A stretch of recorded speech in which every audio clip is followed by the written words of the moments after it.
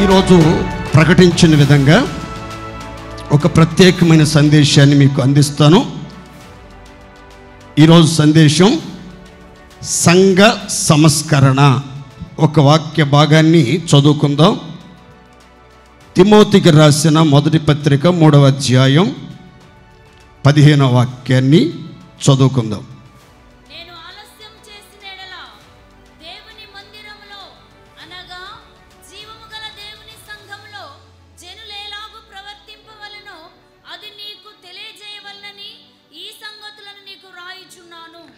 జీవము గల దేవుని సంఘములో, దేవుని మందిరములో జనులు ఎలాగు ప్రవర్తింపవలెనో అది నీకు తెలియవలెనని ఈ సంగతులు నీకు వ్రాయుచున్నాను.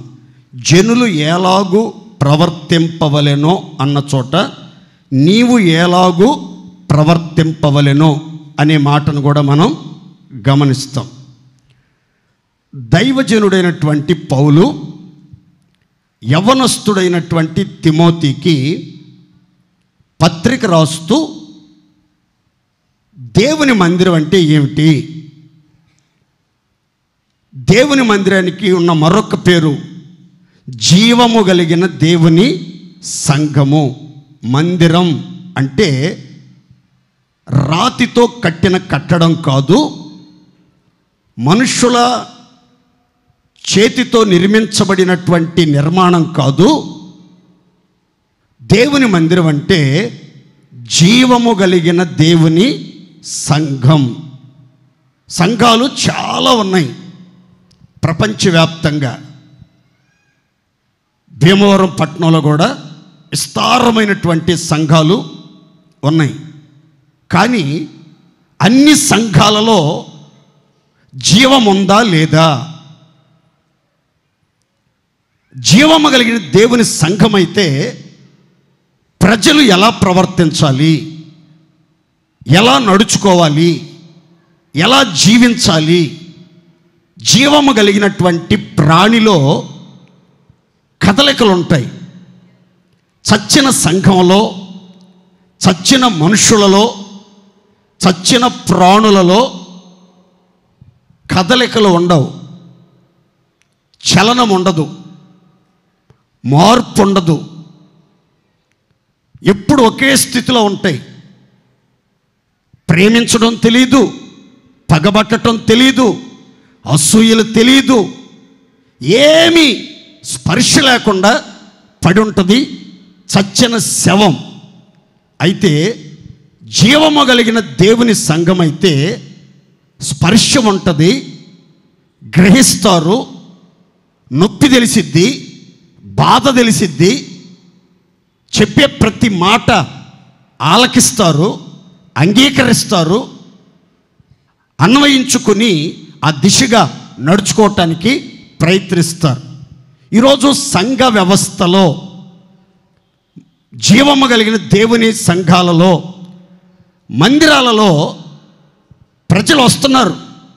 మందిరానికి గుంపులు గుంపులుగా వస్తున్నారు.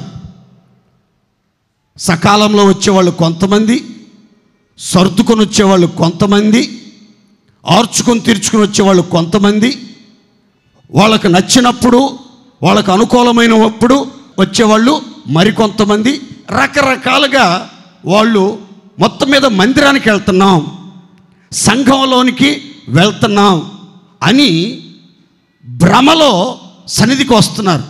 కానీ మనం జీవము కలిగిన దేవుని సంఘంలో నాటబడిన వాళ్ళమైతే, జీవము కలిగిన దేవుని సంఘానికి సంబంధించిన వారమైతే, మనం నమ్మినది, ఆరాధించుచున్నది జీవము గల దేవునినే అయితే, ఆ జీవము గల దేవుని యొక్క జీవాత్మ మనలో నిలిచి ఉన్నట్లు అయితే, మనం జీవము కలిగిన దేవుని మందిరంలో ఎలా ప్రవర్తించాలి, ఎలా జీవించాలి అనే సంగతులు మనకి తెలియాలి.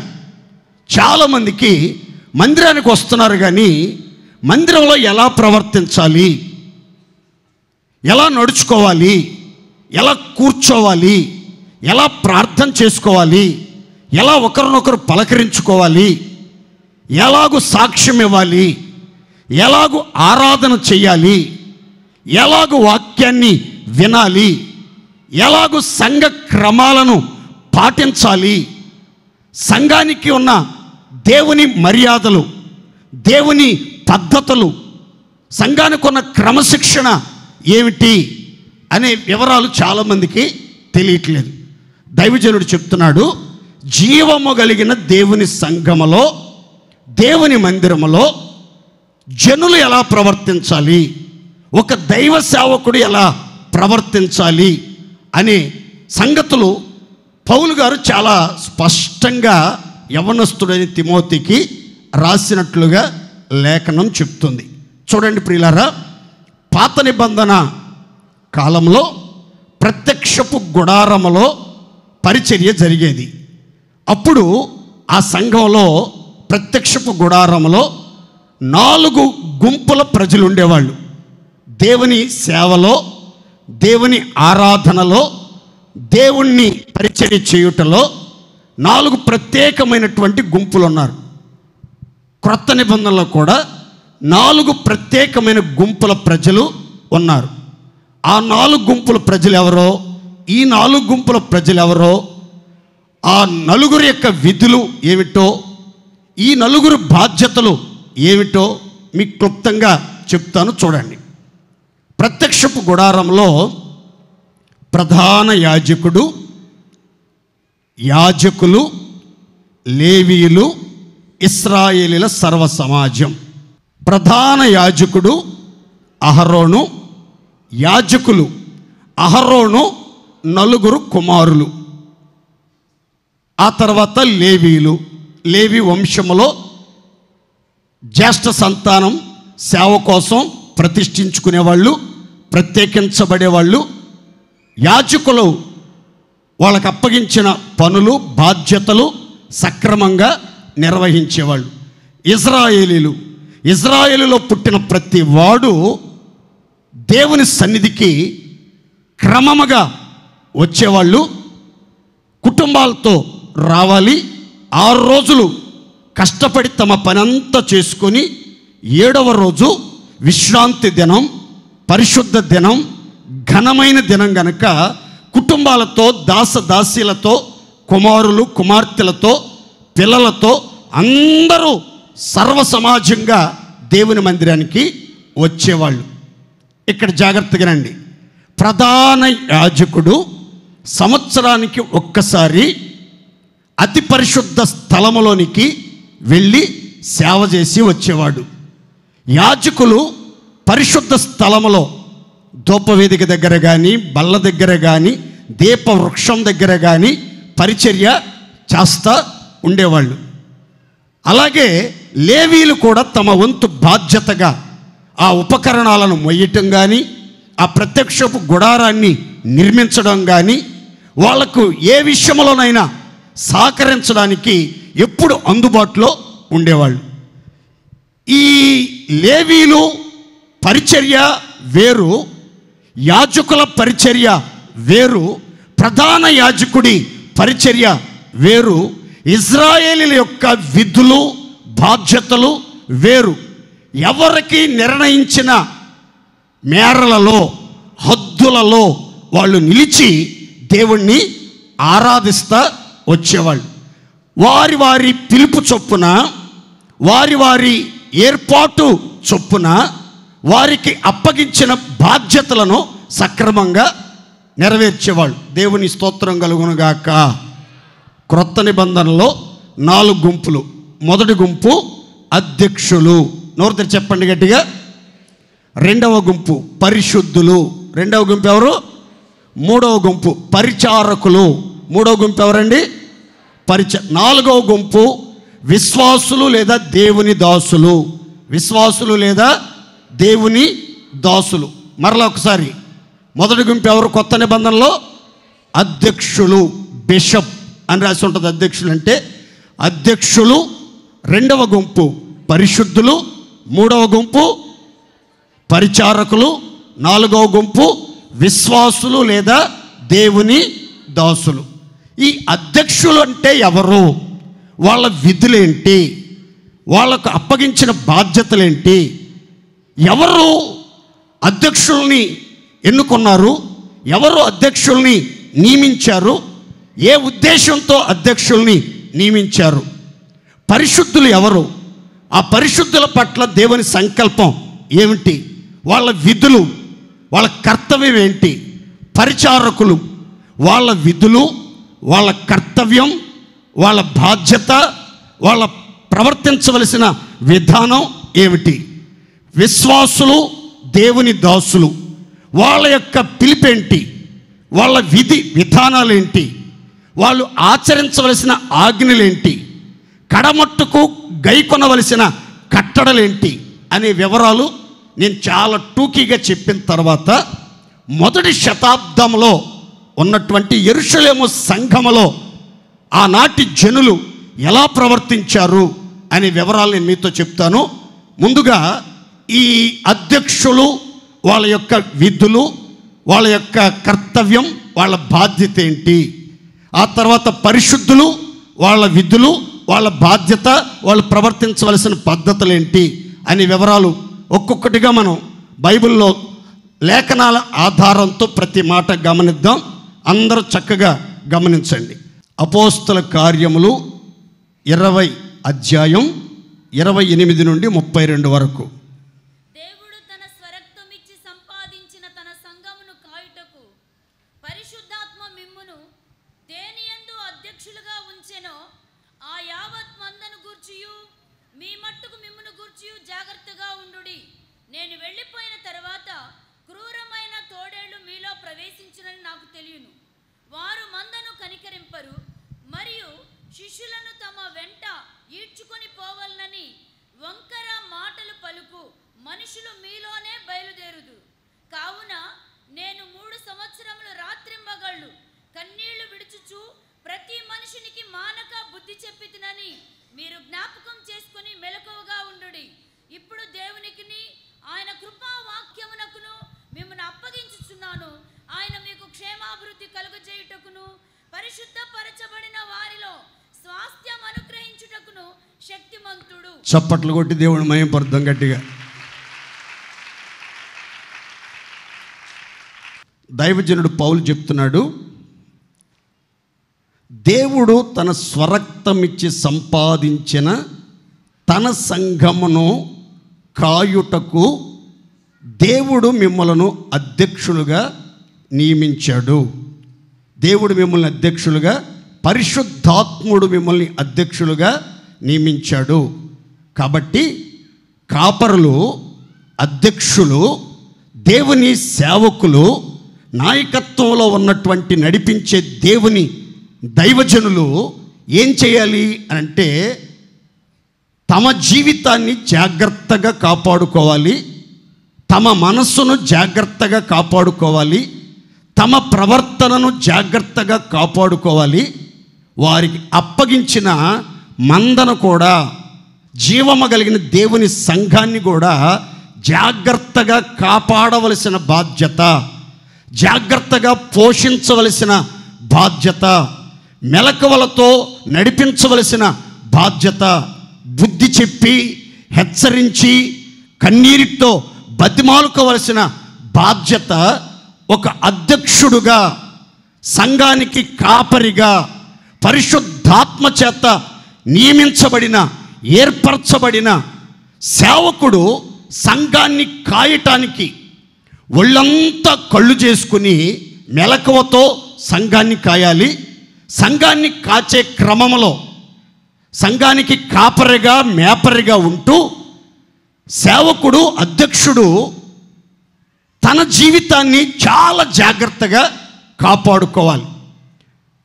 మంద మీద ప్రభువుగా ప్రవర్తించకుండా మాదిరికరంగా, అన్ని విషయాలలో మాదిరికరంగా, రోల్ మోడల్గా ఒక సేవకుడు వ్యవహరించాలి అని అక్కడ చాలా స్పష్టంగా రాయబడింది. మీరు గుర్తుపెట్టుకోవాలి, సంఘాన్ని కాచే బాధ్యత, సంఘాన్ని పరిపాలించే బాధ్యత, సంఘాన్ని నడిపించే బాధ్యత, అడ్మినిస్ట్రేషన్, చర్చి అడ్మినిస్ట్రేషన్ ఎవరు ఎవరికి అప్పగించారు అని అంటే గుర్తుపెట్టుకోండి, పరిశుద్ధాత్ముడు దేవుడు తన స్వరక్తమిచ్చే సంపాదించిన సంఘాన్ని కాయటానికి కొంతమందిని అధ్యక్షులుగా, పరిశుద్ధులుగా, సేవకులుగా, కాపరులుగా ఏర్పరచుకుని నియమించాడు. ఈ సేవకులు సంఘాన్ని చాలా జాగ్రత్తగా కాపాడుతూ తమను తాము కాపాడుకుంటూ అన్ని విషయాల్లో దేవుని సంకల్పాన్ని నెరవేర్చాలి అని చెప్తూ పౌలు చెప్తున్నాడు, కొంతకాలం తర్వాత మీలోనికి క్రూరమైన తోడేళ్లు ప్రవేశించబోతున్నాయి, గొర్రె చర్మాలు కప్పుకున్న తోడేళ్లు ప్రవేశించబోతున్నాయి. అవి గొర్రెల్లాగా కనబడుతున్నాయి, కానీ వాటి స్వభావం అంతా కూడా క్రూరమైన తోడేలు స్వభావం, చీల్చే తోడేలు స్వభావం. వాళ్ళు మందను, సంఘాన్ని, విశ్వాసులను, దేవుని పిల్లలను కనికరించరు, కటాక్షించరు, ప్రేమించరు, ఎవరిని లెక్క చెయ్యరు. వాళ్ళ ఇష్టం వచ్చినట్లుగా కఠినంగా వ్యవహరిస్తారు. చీల్చే స్వభావంతో గాయపరుస్తూ, దుర్భాషలు కూడా మాట్లాడుతూ, మూర్ఖంగా ప్రవర్తిస్తూ సంఘములో విచ్చలవిడిగా తమ ప్రయత్నాలను, పెత్తనాలను చేస్తూ ఉంటారు. అంత మాత్రమే కాదు, వంకర మాటలు పలుకుచు అనేకులను తమ వెంట వీడ్చుకుని వెళ్ళేవాళ్ళు మీలోనే బయలుదేరతారు. మీలోనే అంటే జీవము కలిగిన దేవుని సంఘములోనే, దేవుడు తన స్వరక్తమిచ్చి సంపాదించిన సంఘములోనే కొంతమంది వంకర మాటలు చెప్పేవాళ్ళు, వంకర మాటలు చెప్పి మనసులను మార్చి తిన్నని మార్గాల్లో నుంచి, సన్మార్గాల్లో నుంచి, ఉన్నత ఉపదేశములో నుంచి, కట్టుబాటు కలిగిన పరిస్థితుల్లో నుంచి ఈడ్చుకుని వెళ్ళటానికి, తొలగించడానికి కొంతమంది సంఘంలోనే బయలుదేరతారు. కాబట్టి నేను ఏడ్చాను, బుద్ధి చెప్పాను, హెచ్చరించాను. ఇప్పుడైతే నేను చేయాల్సినంత చేసి మీలో ప్రతి వారిని దేవునికిని ఆయన కృపావాక్యానికి అప్పగిస్తున్నాను. ఆయనే మీకు క్షేమాభివృద్ధి కలుగు చేస్తాడు. ఆయనే పరిశుద్ధపరచబడిన వారిలో స్వాస్థ్యాన్ని ఇవ్వటానికి శక్తి కలిగిన దేవుడు. దేవునికి స్తోత్ర. దేవుడు ఏం చేస్తాడు అని అంటే 2 కార్యాలు చేస్తున్నాడు. ఒకటి ఏం చేస్తాడంటే క్షేమాభివృద్ధి కలుగు చేస్తాడు సంఘంలో ఉన్న విశ్వాసులందరికీ, దేవుని పిల్లలందరికీ. రెండవది సంఘాన్ని పరిశుద్ధపరిచి పరిశుద్ధుల స్వాస్థ్యానికి సిద్ధపరచడానికి దేవుడు శక్తిమంతుడు, సమర్థుడు. కనుక చర్చి అడ్మినిస్ట్రేషన్ ఎవరు చేయాలి, ఎవరు నడిపించాలి అనే వివరాలు ఇక్కడ చాలా స్పష్టంగా రాయబడ్డాయి. ఏమని అనంటే, పరిశుద్ధాత్ముడు ఎవరిని అధ్యక్షులుగా నియమించినో వారు మాత్రమే సంఘాన్ని కాపాడాలి, సంఘాన్ని పోషించాలి, సంఘాన్ని నడిపించాలి, సంఘాన్ని ఆయన దృష్టికి అనుకూలంగా పరిశుద్ధపరుస్తూ క్షేమాభివృద్ధికరమైన వర్తమానాలతో ప్రోత్సహిస్తూ, బలపరుస్తూ, ఆదరిస్తూ చక్కని త్రోవల్లో నడిపించే బాధ్యత దేవుడు ఏర్పరచుకున్న సేవకుల మీద మోపబడింది. దేవునికి స్తోత్రం కలుగునుగాక. అందరు చెప్పాలి గట్టిగా హల్లెలూయా. ఈ చర్చి అడ్మినిస్ట్రేషన్లో, సంఘ పరిపాలనలో, జీవం గల దేవుని సంఘాన్ని కాచే క్రమంలో, సంఘములో వ్యక్తులు ఎలా ప్రవర్తించాలో ఆ సంగతులు సేవకుడు బోధించేటప్పుడు అలా బోధించకూడదు, ఇలా బోధించకూడదు, అలా నేర్పించకూడదు, ఇలా నేర్పించకూడదు, అంత కఠినంగా బోధించకూడదు, ఇంత కఠినంగా బోధించకూడదు, మీరు బైబిల్లో ఉన్న మాటలు చదువుకుంటూ పోవాలి అని ఎవరు సేవకులకి చెప్పకూడదు. అలా చెప్తే వాళ్ళు అసలు విశ్వాసులు కాదు, దేవుని సంఘానికి సంబంధించిన వాళ్ళు కానే కాదు. ఎందుకంటే సేవకులను ఏర్పరచుకుంది పరిశుద్ధాత్ముడు. ఎందుకు? సంఘాన్ని కాయటానికి, సంఘాన్ని క్రమపరచడానికి, సంఘాన్ని రాకడ కోసం సిద్ధపరచడానికి సేవకులు దేవుడు ఏర్పరచుకున్నాడు గనక ఈ సేవకులు దేవుని చిత్తానుసారంగా ప్రతి వాక్యాన్ని ఉపదేశాన్ని బోధించి సంఘాన్ని బలపరుస్తారు. దేవునికి స్తోత్ర. గట్టిగా చెప్దాం హల్లెలూయా. ఈ సంఘంలో సేవకుడు 2 క్రమశిక్షణలు నేర్పిస్తాడు. ఒకటి గుర్తుపెట్టుకోవాలి, formative discipline. 2 corrective discipline. Formative discipline అంటే నిర్మాణాత్మకమైన క్రమశిక్షణ, అంటే నేర్పించే క్రమశిక్షణ, నేర్పవలసిన క్రమశిక్షణ.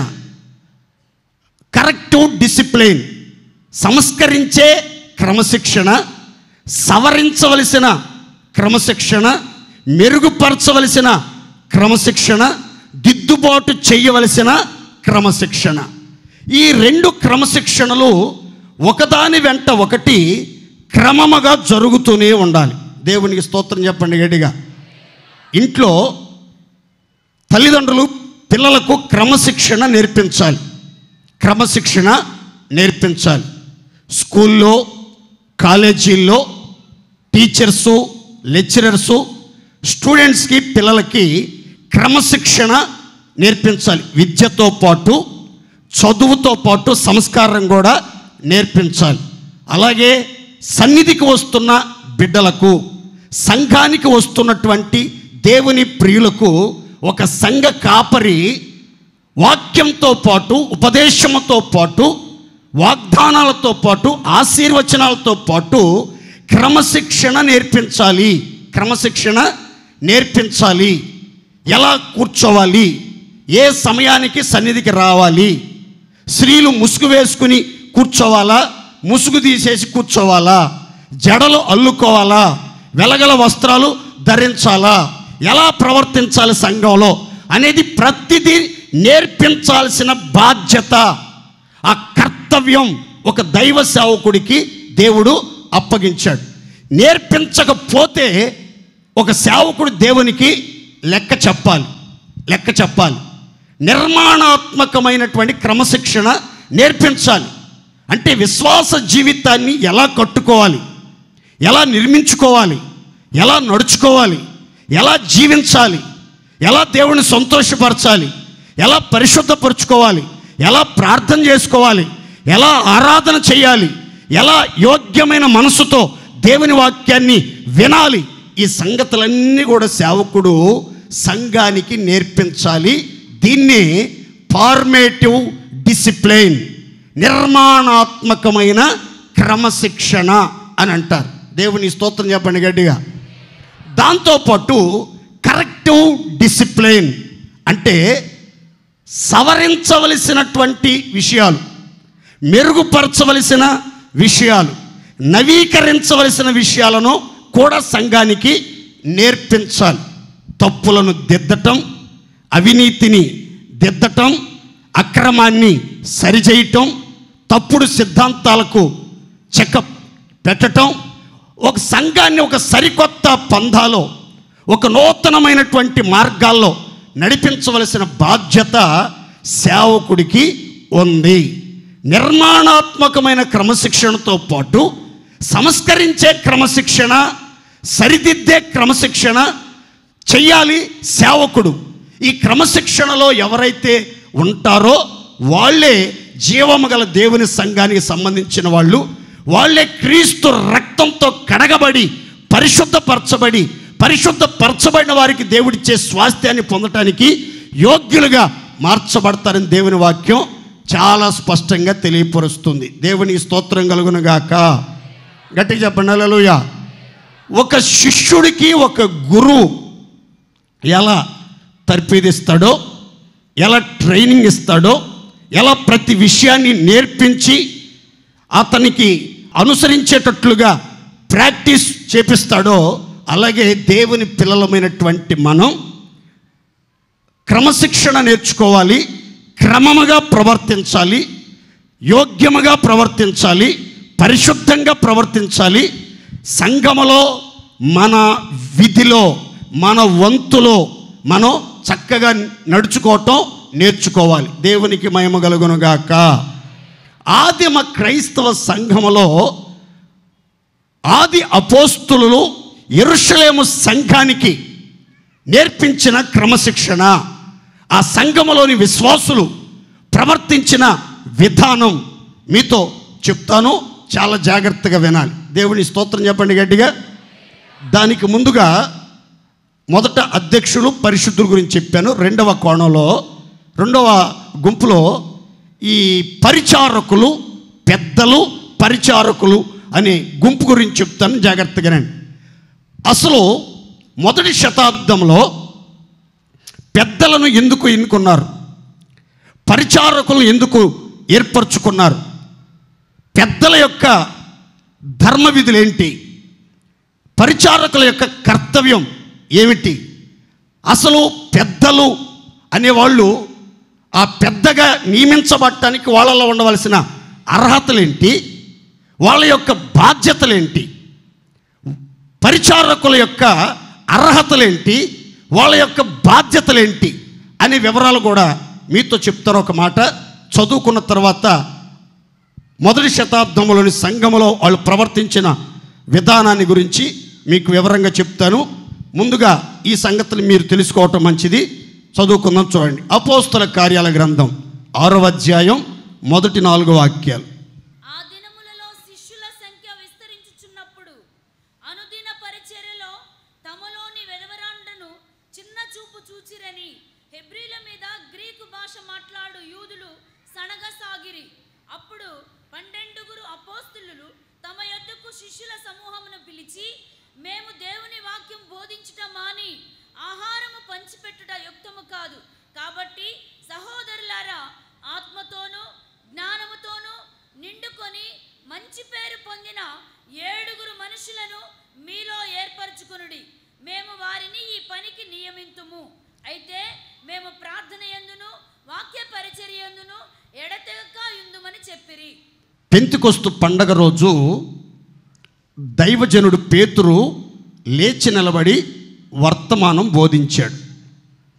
బోధించినప్పుడు ఆ వాక్యం చేత పొడవబడిన వాళ్ళు, ఆ వాక్యం చేత నొచ్చుకున్నటువంటి వాళ్ళు పేతురు దగ్గరికి, కడమ అపోస్తుల దగ్గరికి వచ్చి, అయ్యలారా, రక్షణ పొందటానికి మేమేం చేయాలి అని అడిగారు. అప్పుడు పేతురు చెప్పాడు, మీరు మారు మనసు పొందండి, పాప క్షమాపణ నిమిత్తం బాప్తిసం తీసుకోండి, పరిశుద్ధాత్మ కోసం కనిపెట్టి పరిశుద్ధాత్మతో నింపబడండి, మూర్ఖులైన తరము వారికి వేరే రక్షణ పొందండి అని చెప్తే, వాక్యాన్ని అంగీకరించిన వారిలో 3,000 మంది రక్షించబడి సంఘంలో చేర్చబడ్డారు. దేవునికి మహిమ కలుగునుగాక. అందరు చెప్పాలి గట్టిగా ఆమేన్. ఆదిమ క్రైస్తవ సంఘంలో మొట్టమొదటి ప్రసంగానికి 3,000 మంది వాక్యాన్ని అంగీకరించి మారు మనసు పొంది బాప్తిస్మం తీసుకుని అభిషేకం చేత నింపబడుతూ మూర్ఖులైన తరముకు వేరై సంఘ సహవాసంలోనికి రావటానికి 3,000 మంది సంఘంలో చేర్చబడ్డారు. వాళ్ళకి నిర్మాణాత్మకమైన క్రమశిక్షణ నేర్పించాడు దైవజనుడు పేతురు.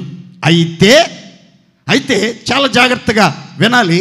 దానికి ముందుగా ఏం జరిగింది అని అంటే, ఈ సంఘం ఎలా అభివృద్ధి చెందుతూ ఉండగా, ఆశీర్వదించబడుతూ ఉండగా జనుల సంఖ్య విస్తరిస్తూ ఉంది. విస్తరిస్తూ ఉన్నప్పుడు ఆ సంఘంలో చిన్న సమస్య వచ్చింది. ఇటు చూడాలి, సంఘంలో చిన్న సమస్య వచ్చింది.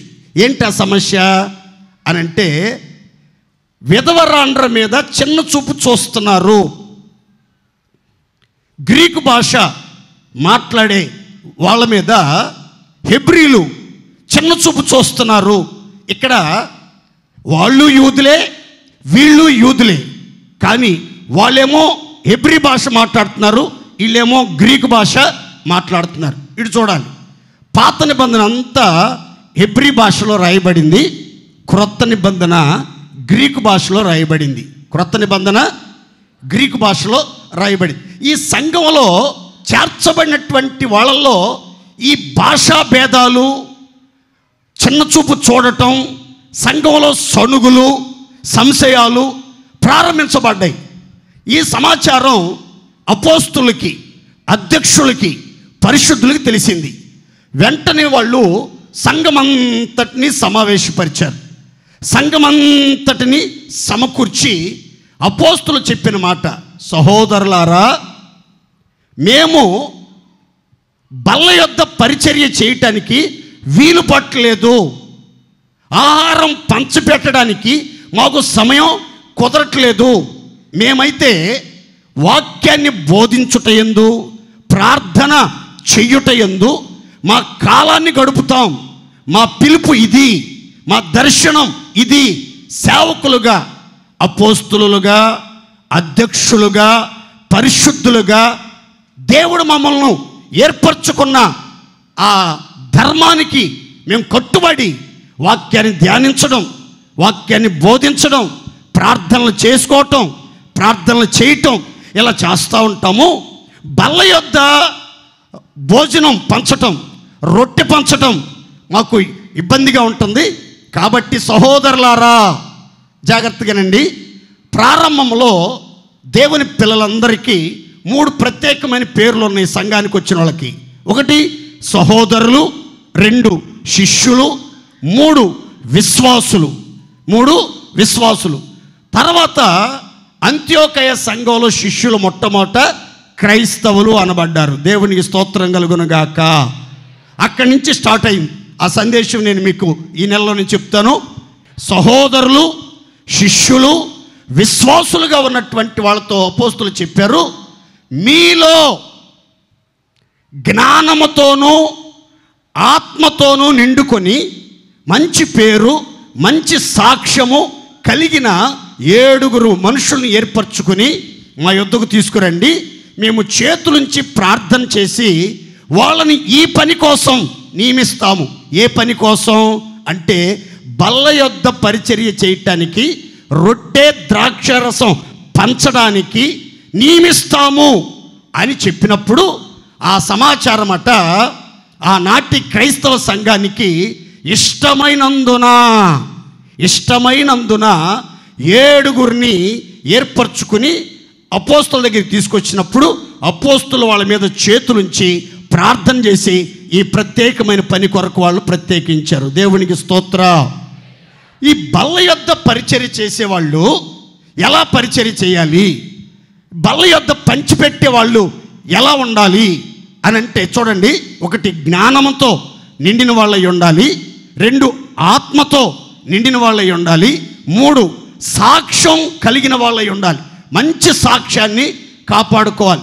సంఘమంతటి దృష్టిలో, సేవకుల దగ్గర మాత్రమే కాదు, విశ్వాసులందరి దృష్టిలో, నీకు అనుకూలమైన వాళ్ళ దృష్టిలో కాదు, అందరి దృష్టిలో మంచి సాక్ష్యం ఉండాలి, పరిశుద్ధాత్మ నింపుదల ఉండాలి, జ్ఞానముతో నడుచుకునే వాళ్ళై ఉండాలి. తర్వాత పంచిపెట్టే వాళ్ళ గురించి బైబిల్ చెప్తున్న చక్కని మాట ఏంటంటే, పంచిపెట్టే వాళ్ళు శుద్ధ మనసుతో పంచిపెట్టాలి.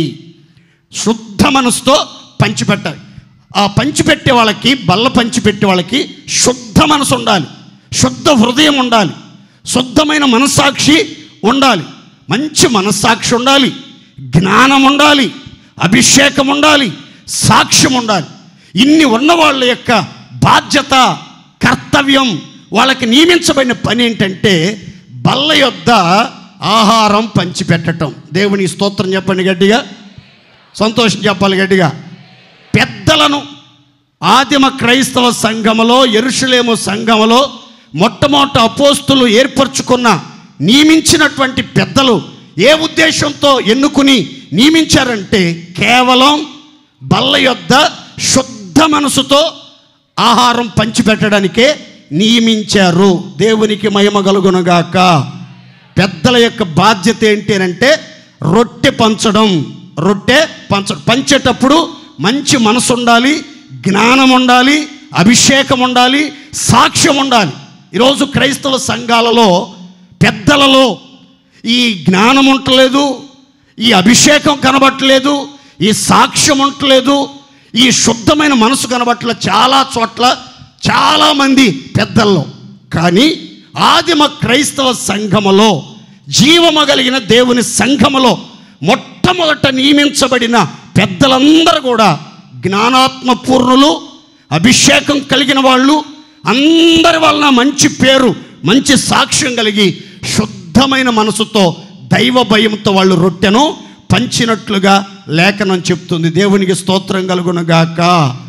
అందరు చెప్పండి గట్టిగా హల్లెలూయా, హల్లెలూయా. 3 పరిచారకుల యొక్క బాధ్యత ఏంటి దీంట్లోనంటే, పరిచారకులుగా ఉండటానికి అర్హతలు ఏంటి, వాళ్ళ యొక్క బాధ్యత ఏంటి అని అంటే, చూడండి, పరిచారకుల్లో 3 లక్షణాలు ఉండాలి. 1, కొండాలు చెప్పని వారై ఉండాలి, మితానుభవం కలిగిన వారుగా ఉండాలి, అన్ని విషయాల్లో నమ్మకస్తులై ఉండాలి. వాళ్ళే పరిచర్య చేయటానికి స్త్రీలలోనైనా పురుషులలోనైనా యోగ్యులు అని తిమోతి పత్రికలో రాయబడింది. కొండెమలు చెప్పకూడదు. పరిచర్య చేసే వాళ్ళు, పరిచారకులుగా నియమించబడిన వాళ్ళు, దేవుని పనిలో నడిపించబడుతున్న వాళ్ళు, దేవుని పని కొరకు ప్రత్యేకించబడి ఇజ్రాయేలీలకు సేవ చేయుచున్న, రక్తంతో కడగబడిన పరిశుద్ధులకు సేవ చేయుచున్న పరిచారకులు ఎవరి మీద కొండాలు చెప్పకూడదు. వాడు అట్టట్టోడు, ఈడెట్టట్టోడు, అది అట్టాడిది, ఇది ఎట్టాడిది, వాళ్ళ సంగతి మీకు తెలియదు, వీళ్ళ సంగతి మీకు తెలియదు, వాళ్ళు మీ ముందు నటిస్తారు, వాళ్ళ యొక్క జీవితం, వాళ్ళ యొక్క పద్ధతులు, వాళ్ళ కమిషన్ మాకు తెలుసు, మీకేం తెలుసు అని ఎవరి గురించి బ్యాడ్గా చెడ్డగా చెప్పకూడదు. చెప్పాడు అంటే ఈడంత దుర్మార్గుడు ఇంకొకరు లేడని అర్థం. గుర్తుపెట్టుకోండి. దేవుని స్తోత్రం కలుగును గాక. నాకైనా మీలో ఎవరికైనా ఎవరి గురించి అయినా పొరపాటున ఎటువంటి సమాచారం చెప్పకూడదు, చెడ్డ సమాచారం చెప్పకూడదు పొరపాటున. అది మంచిది కాదు, అది మంచిది కాదు. అలాంటి నీచమైన బుద్ధులు, అలాంటి చండాల బుద్ధులు ఎవరిలైనా ఉంటే సరి చేసుకోండి. ఎవరి మీద ఎవరు కూడా ఈ చాడీలు చెప్పటం కానీ, ఈ కొండాలు చెప్పటం కానీ, లేని మాటలు పుట్టించడం కానీ, కల్పించడం కానీ పొరపాటున చేయకూడదు. మితానుభవం గలవారుగా ఉండాలి. మాటల్లో మితంగా ఉండాలి, తిండిలో మితంగా ఉండాలి, అన్ని విషయాల్లో నిద్ర మితంగా ఉండాలి, అన్ని విషయాల్లో కూడా మితానుభవం కలిగి ఉండాలి. నమ్మకస్తులు ఇంకా జీవించాలి. దేవునికి నమ్మకంగా ఉండాలి, సంఘంలో నమ్మకంగా ఉండాలి, అప్పగించిన పనిలో నమ్మకంగా పనిచేసి తమ విధులను నమ్మకంగా జరిగించే వాళ్ళే పరిచారకులు అని పరిశుద్ధ గ్రంథం తెలియపరుస్తుంది. దేవునికి స్తోత్రం కలుగును గాక. చివరిగా విశ్వాసుల గురించి బైబిల్ చెప్పేది ఏంటంటే, విశ్వాసులందరూ కూడా ఏ పిలుపుతో పిలువబడ్డారో, ఏ స్థితిలో మీరు పిలువబడ్డారో ఆ స్థితిలో మీరు దేవునితో సహవాసం కలిగి నడిపించబడాలని దేవుని వాక్యం తెలియపరుస్తుంది. దేవుని స్తోత్రం చెప్పండి గట్టిగా. ఇప్పుడు కొత్త నిబంధనలో 4 శాఖలు అధ్యక్షులు. వీళ్ళని నియమించింది ఎవరంటే పరిశుద్ధాత్ముడు. వీళ్ళు ఏం చేయాలంటే మందని కనికరించాలి, మందని కాపాడాలి, మందని పోషించాలి, మందకి హెచ్చరికలు జారీ చేయాలి, తమ జీవితాన్ని తాము జాగ్రత్తగా కాపాడుకోవాలి, భవిష్యత్ కాలాన్ని గురించి మేల్కొల్పే సందేశాలు వారికి తెలియపరచాలి. రెండవదిగా సంఘ పెద్దలు ఎవరు అనంటే జ్ఞానముతో నిండిన వాళ్ళు, ఆత్మతో నిండిన వాళ్ళు, అందరి వలన మంచి పేరు మంచి సాక్ష్యం కలిగిన వాళ్ళు, శుద్ధ మనసుతో బల్లను పంచిపెట్టుటకు నియమించబడిన వాళ్ళే పెద్దలు. పరిచారకులు ఎవరు అనంటే కొండాలు చెప్పని వారు, మితానుభవం కలిగిన వారు, అన్ని విషయాల్లో నమ్మకస్తులుగా నడిచేవాళ్ళు. మరి విశ్వాసులు ఎవరంటే ఏ పిలుపుతో మీరు పిలువబడ్డారో, ఏ స్థితిలో మీరు పిలువబడ్డారో ఆ స్థితిలో నమ్మకంగా దేవునితో సహవాసం కలిగి, పరిశుద్ధుల సహవాసం కలిగి, ప్రార్థనాపరుల సహవాసం కలిగి ఆత్మానుసారంగా నడుచుకునే వాళ్ళే దేవుని పిల్లలైన విశ్వాసులు. దేవునికి స్తోత్ర. సంతోషం చెప్దాం గట్టిగా హల్లెలూయా. ఇప్పుడు జాగ్రత్తగా రండి. దేవుని మందిరములో, జీవము కలిగిన దేవుని సంఘములో జనులు ఎలా ప్రవర్తించాలి? మొదటి శతాబ్దములోని యెరూషలేములో సంఘములో చేర్చబడిన విశ్వాసులు ఎలా ప్రవర్తించారు, ఎలాంటి క్రమశిక్షణతో నడుచుకున్నారు, వాళ్ళ యొక్క బాధ్యతలను ఎంత భారంగా నిర్వహించారు అనే సంగతులు నేను చాలా క్లుప్తంగా చెప్పేస్తాను. చదువుకుందాం. చూడండి. అపోస్తల కార్యాల గ్రంథం 2వ అధ్యాయం 46-47 వచనాలు.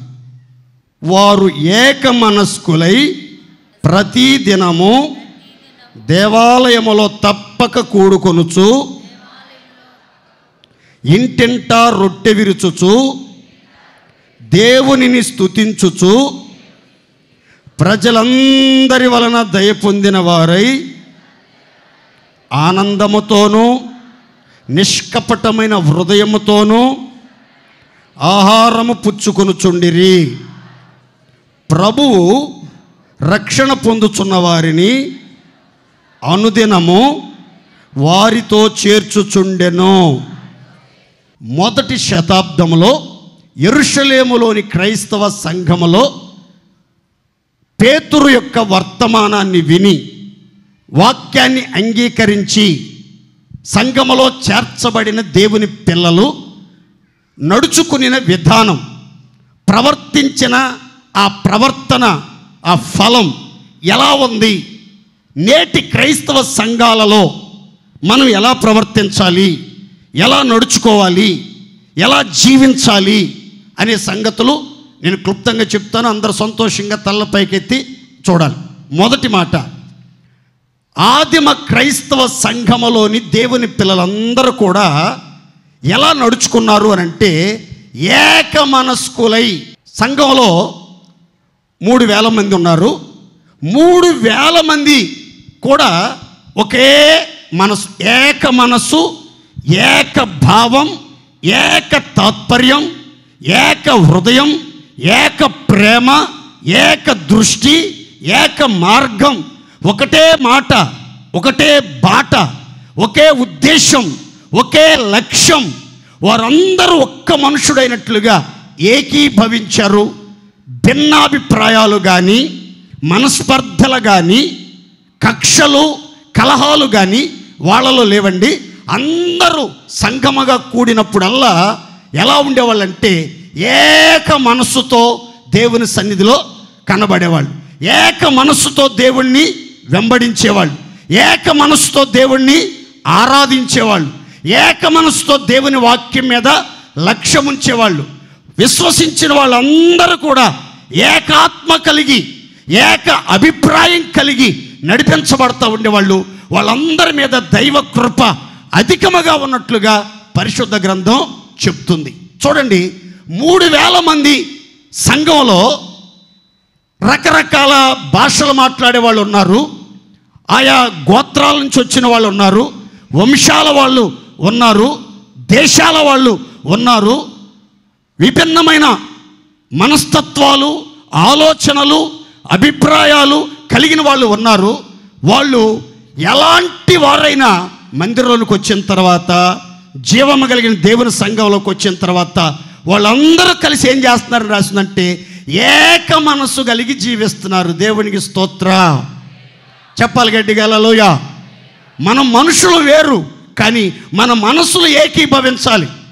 మన మనుషులు వేరు, మన రూపాలు వేరు, మన భాష వేరు, మన జాతి వేరు, మన వంశం వేరు, కానీ మనం అంతా జీవము కలిగిన దేవుని సంఘానికి వచ్చిన తర్వాత, యేసు రక్తంతో కడగబడిన తర్వాత, బాప్తిస్మం పొంది క్రీస్తును ధరించుకున్న తర్వాత, అభిషేకముతో నింపబడిన తర్వాత, మూర్ఖులకు ఈ తరము వారికి వేరై ప్రత్యేకించబడిన తర్వాత జీవము కలిగిన దేవుని సంఘంలో మనం ఎలా ప్రవర్తించాలంటే ఏక మనసుతో ప్రవర్తించాలి. దేవునికి స్తోత్ర. నాకు నచ్చిన మరొక మాట చెప్తాను చూడండి. ఏక మనసు అనే దాంట్లో చెప్తాను చూడండి. 3000 మందిలో నట్టండి, ప్రతి వానిలో దేవుని భయము కలిగెను. ప్రతి వానిలో ఏముందంటండి? ప్రతి వానిలో ఏముందట? ప్రతి వానిలో దేవుని భయం ఉందంట. అదే ఏక మనసు అంటే. దేవుని మనసుతో ఏకీభవించడం, పరిశుద్ధులతో ఏకీభవించడం, దేవుని ఆలోచనలతో ఏకీభవించడం మనం నేర్చుకోవాలి. మనలో ఎలాంటి భిన్నాభిప్రాయాలున్నా, వేరు తాత్పర్యం ఉన్నా వాటన్నిటిని పక్కన పెట్టి మందిరానికి వచ్చిన తర్వాత మనం అంతా కలిసి పాడాలి, కలిసి ఆరాధించాలి, కలిసి వాక్యాన్ని వినాలి, కలిసి పరిచర్య చేయాలి, కలిసి కట్టుగా దేవుని సంఘములో, సమాజంలో ఒక గుర్తింపు కలిగిన విశ్వాసులుగా మనం నడిపించబడాలి. దేవునికి స్తోత్రం కలుగునుగాక. నేను వాళ్ళతో కలవలేనండి, నా మనసు వాళ్ళ మనసుతో కలవదండి, నా హృదయం వాళ్ళ హృదయంతో కలిసిపోదండి, నా ఆత్మ వాళ్ళ ఆత్మతో ఏకం కాలేదండి అని మనం చెప్పకూడదు. మనందరి ప్రాణాలు ఒకరి ప్రాణముతో మరొకరి ప్రాణం పెనవేసుకోవాలి, ఒకరి హృదయంతో మరొకరి హృదయం కలిసిపోవాలి. మన ఆత్మ ఒకరి ఆత్మతో ఒకరి ఆత్మ ఏకాత్మగా మారిపోవాలి. అలాగున మనం జీవించాలని దేవుని వాక్యం చెప్తుంది. చూడండి, ఒకరోజు యాకోబు అంటున్నాడు, బెన్యామీన్ గనక నా యొద్ద నుంచి మీరు తీసుకెళ్లారంటే బెన్యామీను ప్రాణం యాకోబు ప్రాణంతో పెనవేసుకుంది గనక యాకోబు అన్నాడు, వాడు గనక నాకు దూరం అయితే నేను ప్రాణాలతో బ్రతకలేను అంటున్నాడు. అలాగే మనం ఒక్కళ్ళని విడిచి ఒకళ్ళు ఉండలేనంతగా ఒక ఆత్మ సంబంధమైన అనుబంధం, ఒక స్పిరిచువల్ బాండింగ్ అనేది సంఘంలో దేవుని పిల్లల్లో ఏర్పరచబడాలి. ఆ దిశగా మనం నడిపించబడాలి. అదే సంఘానికి ఉండవలసిన ప్రథమ లక్షణం. దేవునికి స్తోత్రం కలుగునగాక. గట్టి చెప్పండి హల్లెలూయా.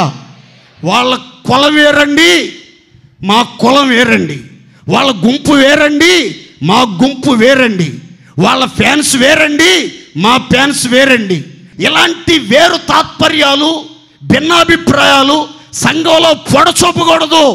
మనం అంతా దేవుని సన్నిధికి వచ్చిన తర్వాత ఏక మనస్సు కలిగి దేవుని సన్నిధిలో జీవము కలిగిన దేవుని సంఘంలో ప్రవర్తించాలి. దేవునికి స్తోత్రం కలుగునగాక. ఇప్పుడు చూడండి, ఎవరైతే జీవం కలిగిన దేవుని సంఘంతో ఏక మనసు కలిగి ప్రవర్తిస్తారో వాళ్ళే ఇంట్లో కూడా భార్యాభర్తలు ఇద్దరూ ఏక మనసు కలిగి నడుచుకోగలుగుతారు. తల్లిదండ్రులు పిల్లలు ఏక మనసుతో నడుచుకోగలుగుతారు. అన్నదమ్ములు ఏక మనసుతో నడుచుకోగలుగుతారు. ఒక ప్రాంతంలో ఉన్న విశ్వాసులందరూ కూడా ఏకాభిప్రాయంతో, ఏక మనసుతో, ఏక ఉద్దేశంతో నడుచుకోగలుగుతారు. ఒక ప్రాంతంలో ఉంటున్నారు, ఒకే వీధిలో ఉంటున్నారు, ఒకే బజార్లో ఉంటారు, కానీ ఒకళ్ళకి సంబంధాలు ఉండవు. ఒకళ్ళకొకళ్ళు వేరుపడినప్పుడు కనీసం వందనాలు కూడా చెప్పుకోరు, పలకరించుకోరు. వాళ్ళ ఇంట్లో ప్రార్థన పెట్టుకున్న కనీసం వాళ్ళ వీధిలో ఉన్న వాళ్ళకు కూడా వెళ్ళి మా ఇంటి దగ్గర ప్రార్థన జరుగుతుంది రండి, మన దైవజనులు వస్తున్నారు అని కూడా చెప్పరు. ఏంటి అసలు ఇది విశ్వాసులా పిశాచులా? నిజంగా రక్షణ పొందారా?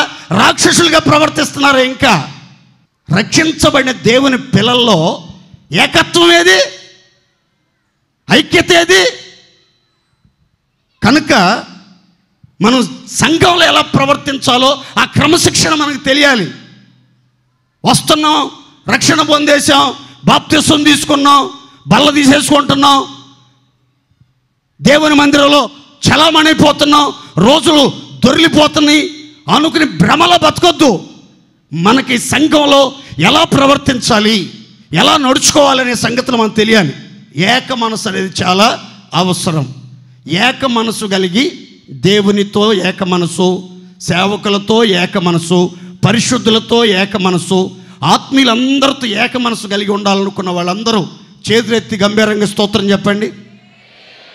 నా మాట శ్రద్ధగా విని చెప్పాలి గట్టిగా.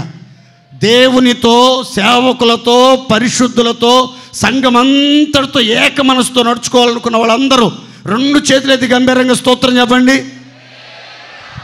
ఎప్పుడు ఈ ఏక మనసు వస్తుంది సంఘానికి? ఏక మనసు ఎప్పుడు వస్తుంది?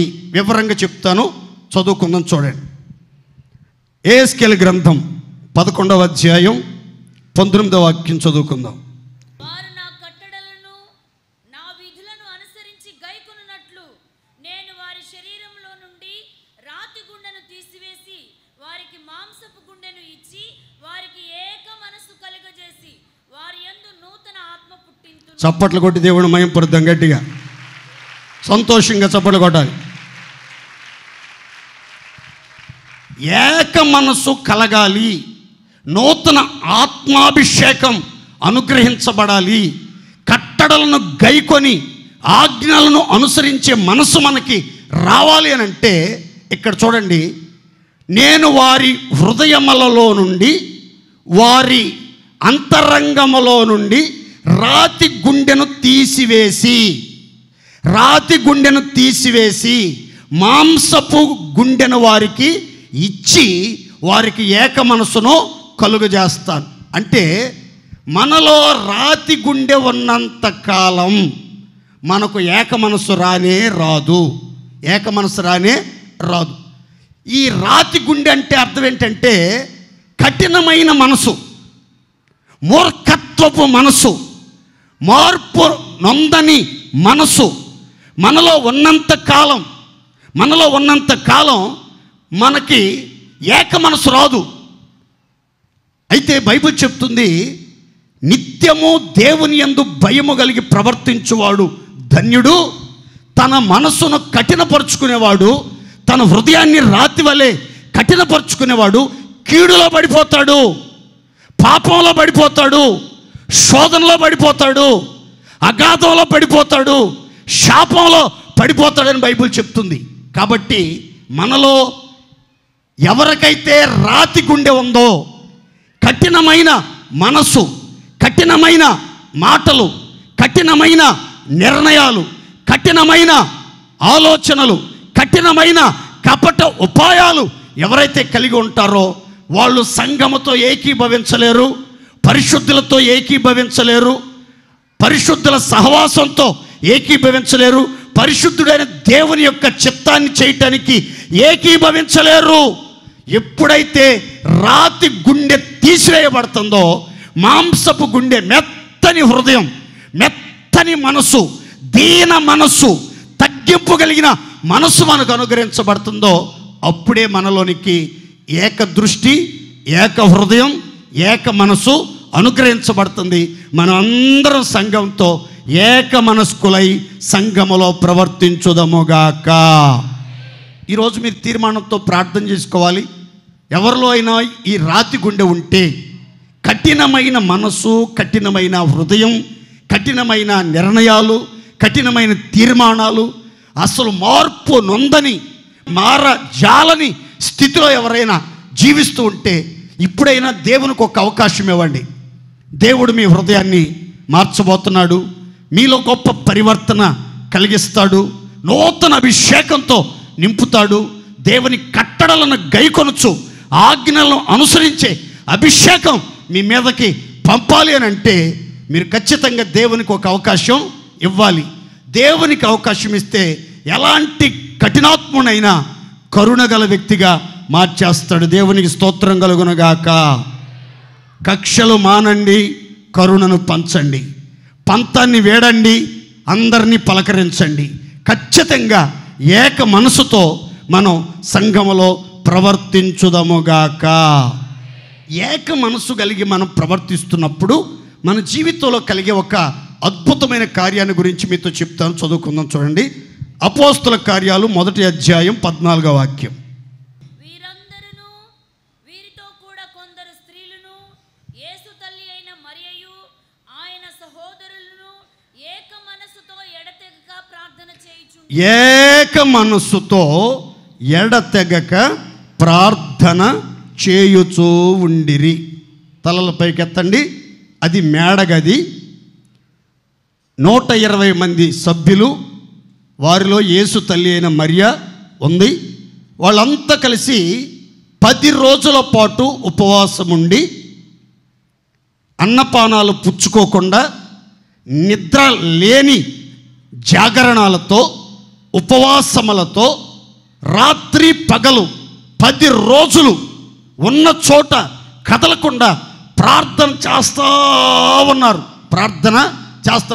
120 మంది ప్రార్థన చేస్తున్నారు మేడగదిలో. అది చిన్న గది అండి. మేడగది మీలో చాలామంది చూసి ఉంటారు, యెరూషలేము వచ్చిన వాళ్ళు. అది చిన్నగా, చాలా 120 మంది అంటే ఇరికిరిగ్గా కూర్చోవాలి, చాలా ఇరికిరిగ్గా కూర్చోవాలి. ఆ చిన్న మేడగదిలో 120 మంది చేరి 10 రోజులు ఉపవాసం ఉండి జాగరణాలు చేయొచ్చు. రాత్రి పగలు ఎడతెరిపి లేకుండా, విసిగిపోకుండా, ఎడతెగక ప్రార్థన చేస్తూనే ఉన్నారు. ఎలా అంటే బైబిల్ అంటుంది, ఏక మనసుతో ప్రార్థన చేస్తున్నారు. దేవునికి స్తోత్రం. ఎలా ప్రార్థన చేస్తున్నారండి? ఏక మనసుతో, ఒకే మాట, ఒకే ప్రార్థన, ఒకే లక్ష్యం, ఒకే ఉద్దేశం, ఒకే ఆశ, ఒకే ఆలోచనతో ప్రార్థన చేస్తున్నారు. 120 మందిలో ఒక్కళ్ళలో కూడా వేరే ఆలోచన కానీ, వేరే తాత్పర్యం కానీ, భిన్నాభిప్రాయం కానీ ఎవరిలో కలగలేదండి. ఒక్కళ్ళు కూడా వారిలో ఉపవాసంలో నుంచి విరమించలేదు, ప్రార్థన విరమించలేదు, నిద్ర మొత్తుతో తూలి బోరల పడలేదు, కునికిపోట్లు పడలేదు. ఒకటే వైరాగ్యం, ఒకటే రోషం, ఒకటే పట్టుదల, దీక్ష భూని మోకాళ్ళ మీద ఉండి రాత్రి మగళ్ళు, ఒక్కరోజు కాదు, 2 రోజులు కాదు, 3 రోజులు కాదు, 7 రోజులు కాదు, 10 రోజులు వాళ్ళ లక్ష్యాన్ని సాధించేంత వరకు, వాళ్ళు కోరుకున్న అభిషేకం పొందేంత వరకు, పైనుంచి శక్తి వారి మీదకు దిగి వచ్చేంత వరకు, వాగ్దానం చేయబడిన ఆత్మ చేత వాళ్ళు ముద్రించబడేంత వరకు పరిశుద్ధాత్ముడు వారి మీద అగ్ని జ్వాలలుగా విభాగింపబడి ఒక్కొక్కరి మీద వ్రాలి అన్య భాషలతో వాళ్ళను నింపే వరకు వాళ్ళు ఏం చేస్తారంటే ఏక మనసుతో ఎడతెగక ప్రార్థన చేస్తూనే ఉన్నారు. దేవునికి స్తోత్ర. సంతోషం చెప్పండి గట్టిగా హల్లెలూయా. మనోళ్ళు శనివారం పరిశుద్ధాత్మ కూటానికి వచ్చినప్పుడు ఒక్క అర్ధగంట మోకాళ్ళ మీద ఉండి పరిశుద్ధాత్మ కోసం కనిపెట్టి ప్రార్థన చేసుకోమంటే ముందుకు పడేవాళ్ళు కొంతమంది, వెనక్కి పడేవాళ్ళు కొంతమంది, కాళ్ళు చాపుకునే వాళ్ళు కొంతమంది, భాష బట్టలు వేసుకునేవాళ్ళు కొంతమంది, చిన్న మోకాళ్ళ మీద ఉండేవాళ్ళు కొంతమంది, లేచిపోయి అబ్బా కాళ్ళు పట్టేసి నీ నరాలాగా అత్తని అనేవాళ్ళు కొంతమంది, రకరకాల బాధలు పడుతూ ఉంటారు. బైబిల్ చెప్తున్న మాట చూడండి, 10 రోజులు ఏక మనసు, ఎడతెక్క ప్రార్థన పోరాటం, ఎడతెగక అసలు ప్రార్థన ఆపట్లేదండి, ప్రార్థన విరమించలేదండి, ప్రార్థనకి ఫుల్ స్టాప్ లేదండి, ప్రార్థనలో కామాలు లేవండి. ఒకటే ప్రార్థన మూలుగుతూ ఉన్నారు, ప్రార్థన చేస్తున్నారు, ఏడుస్తున్నారు, రోదిస్తున్నారు, బతిమాలుతున్నారు, తగ్గించుకుంటున్నారు, గుండెలు బాదుకుంటున్నారు, ఆశతో ప్రార్థన చేస్తున్నారు. అడుగు వారికి ఎంతో నిశ్చయంగా పరిశుద్ధాత్మనిస్తానని చెప్పిన తండ్రి వాళ్ళందరినీ పరిశుద్ధాత్మతో నింపాడు. దేవునికి స్తోత్ర. గట్టిగా చెప్పండి హల్లెలూయా. ఏక మనసుతో ప్రార్థన చేయాలండి. మొదటి శతాబ్దంలోని క్రైస్తవులు, పరిశుద్ధులు, సహోదరులు సంఘముగా కూడి వాళ్ళు ఏక మనసుతో ఎలుగెత్తి ప్రార్థన చేస్తూ ఉండగా వాళ్ళు కూడిన స్థలమట కంపించిందట. దేవునికి మహిమ కలుగునుగాక. ప్రకంపనలు, కదలికలు, ఒక గొప్ప ఉజ్జీవ జ్వాల అక్కడ రగిలించబడినట్లుగా బైబిల్ చెప్తుంది. మన సంఘంలో ఎందుకు ఆ ఉద్యమం రగలకూడదు? మనలో ఎందుకు ఆ ప్రకంపనలు కలగకూడదు? ఆ దైవ శక్తి ఎందుకు మన మీద కుమ్మరించబడకూడదు? ఆ దైవ కృప ఎందుకు మనందరి మీద అధికముగా నిలిచి ఉండకూడదు? అలాంటి ఆరాటం, పోరాటం, తపన, తాపత్రయం, ఆ ప్రార్థన శక్తి మనలో ఎందుకు ఉండకూడదు? ప్రార్థన చేయటానికైనా కనీసం ఏకీభవిద్దాం. ఏక మనసుతో మనం ప్రార్థన చేద్దాం, ఏక మనసుతో మనం ఆరాధన చేద్దాం, ఏక మనసుతో దేవుణ్ణి వెంబడిద్దాం, ఏక మనసుతో పరిశుద్ధ మార్గంలో నడుచుకుందాం, ఏక మనసుతో దేవుని ఎడల భయభక్తులు కలిగి ఆయన ఆజ్ఞలను నెరవేర్చుదాం. ఏక మనసుతో మనం పరిశుద్ధాత్మ చేత నింపబడి దేవుని చిత్తానుసారంగా మనం ప్రవర్తించడం నేర్చుకుందాం. కాబట్టి ప్రార్థన చేయటానికైనా సంఘ బిడ్డలలో, జీవమగల దేవుని సంఘములో ఉన్న దేవుని పిల్లలందరూ కూడా ఎలా ఉండాలంటే ఏక మనసు కలిగి ప్రవర్తించాలి. ఏ మనసు కలిగి ప్రవర్తించాలి? దేనికోసం? ప్రార్థన చేయటానికి. చెప్పండి గట్టిగా, దేనికి? రెండవదిగా దేనికి మనకి ఏక మనసు ఉండాలో ఒక మాట చెప్తాం చూడండి. అపోస్తుల కార్యాల గ్రంథం 8వ అధ్యాయం 6, 7, 8 వాక్యాలు. జన సమూహములు విని ఫిలిప్పు చేసిన సూచక క్రియలను చూచినందున అతడు చెప్పిన మాటల యందు ఏక మనస్సుతో లక్ష్యముంచగా అనేకులను పట్టిన అపవిత్రాత్మలు పెద్ద కేకలు వేసి వారిని వదిలిపోయెను. పక్షవాయువు గలవారును, కుంటివారును, అనేకులు స్వస్థత పొందిరి, అందుకు ఆ పట్టణములో మిగుల సంతోషము కలిగెను. చప్పట్లతో దేవుని మహింపరుద్దాం గట్టిగా.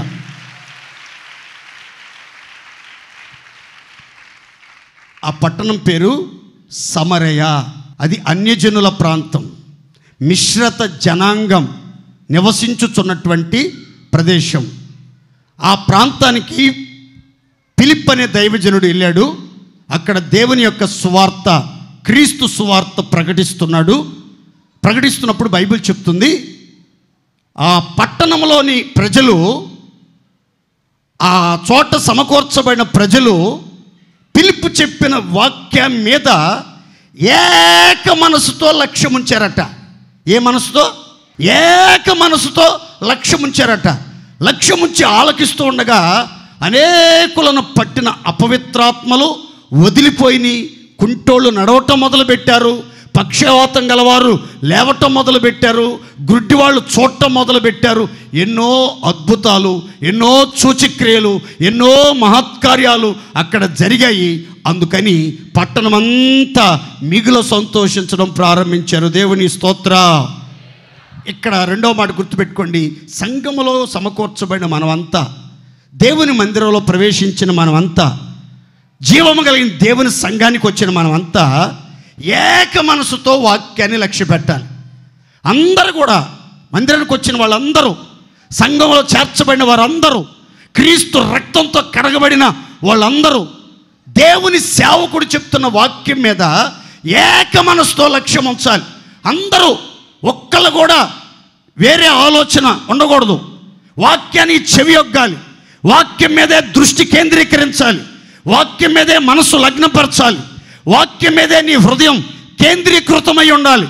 అందరూ కూడా ఒకే ఉద్దేశంతో దేవుని వాక్యాన్ని వింటూ ఉంటే బైబిల్ చెప్తుంది, ఆ చోట సూచక క్రియలు వెల్లువల ప్రారంభమైన ఆ పట్టణం అంతా మహా సంతోషం కలిగినట్లుగా బైబిల్ గ్రంథం చెప్తుంది.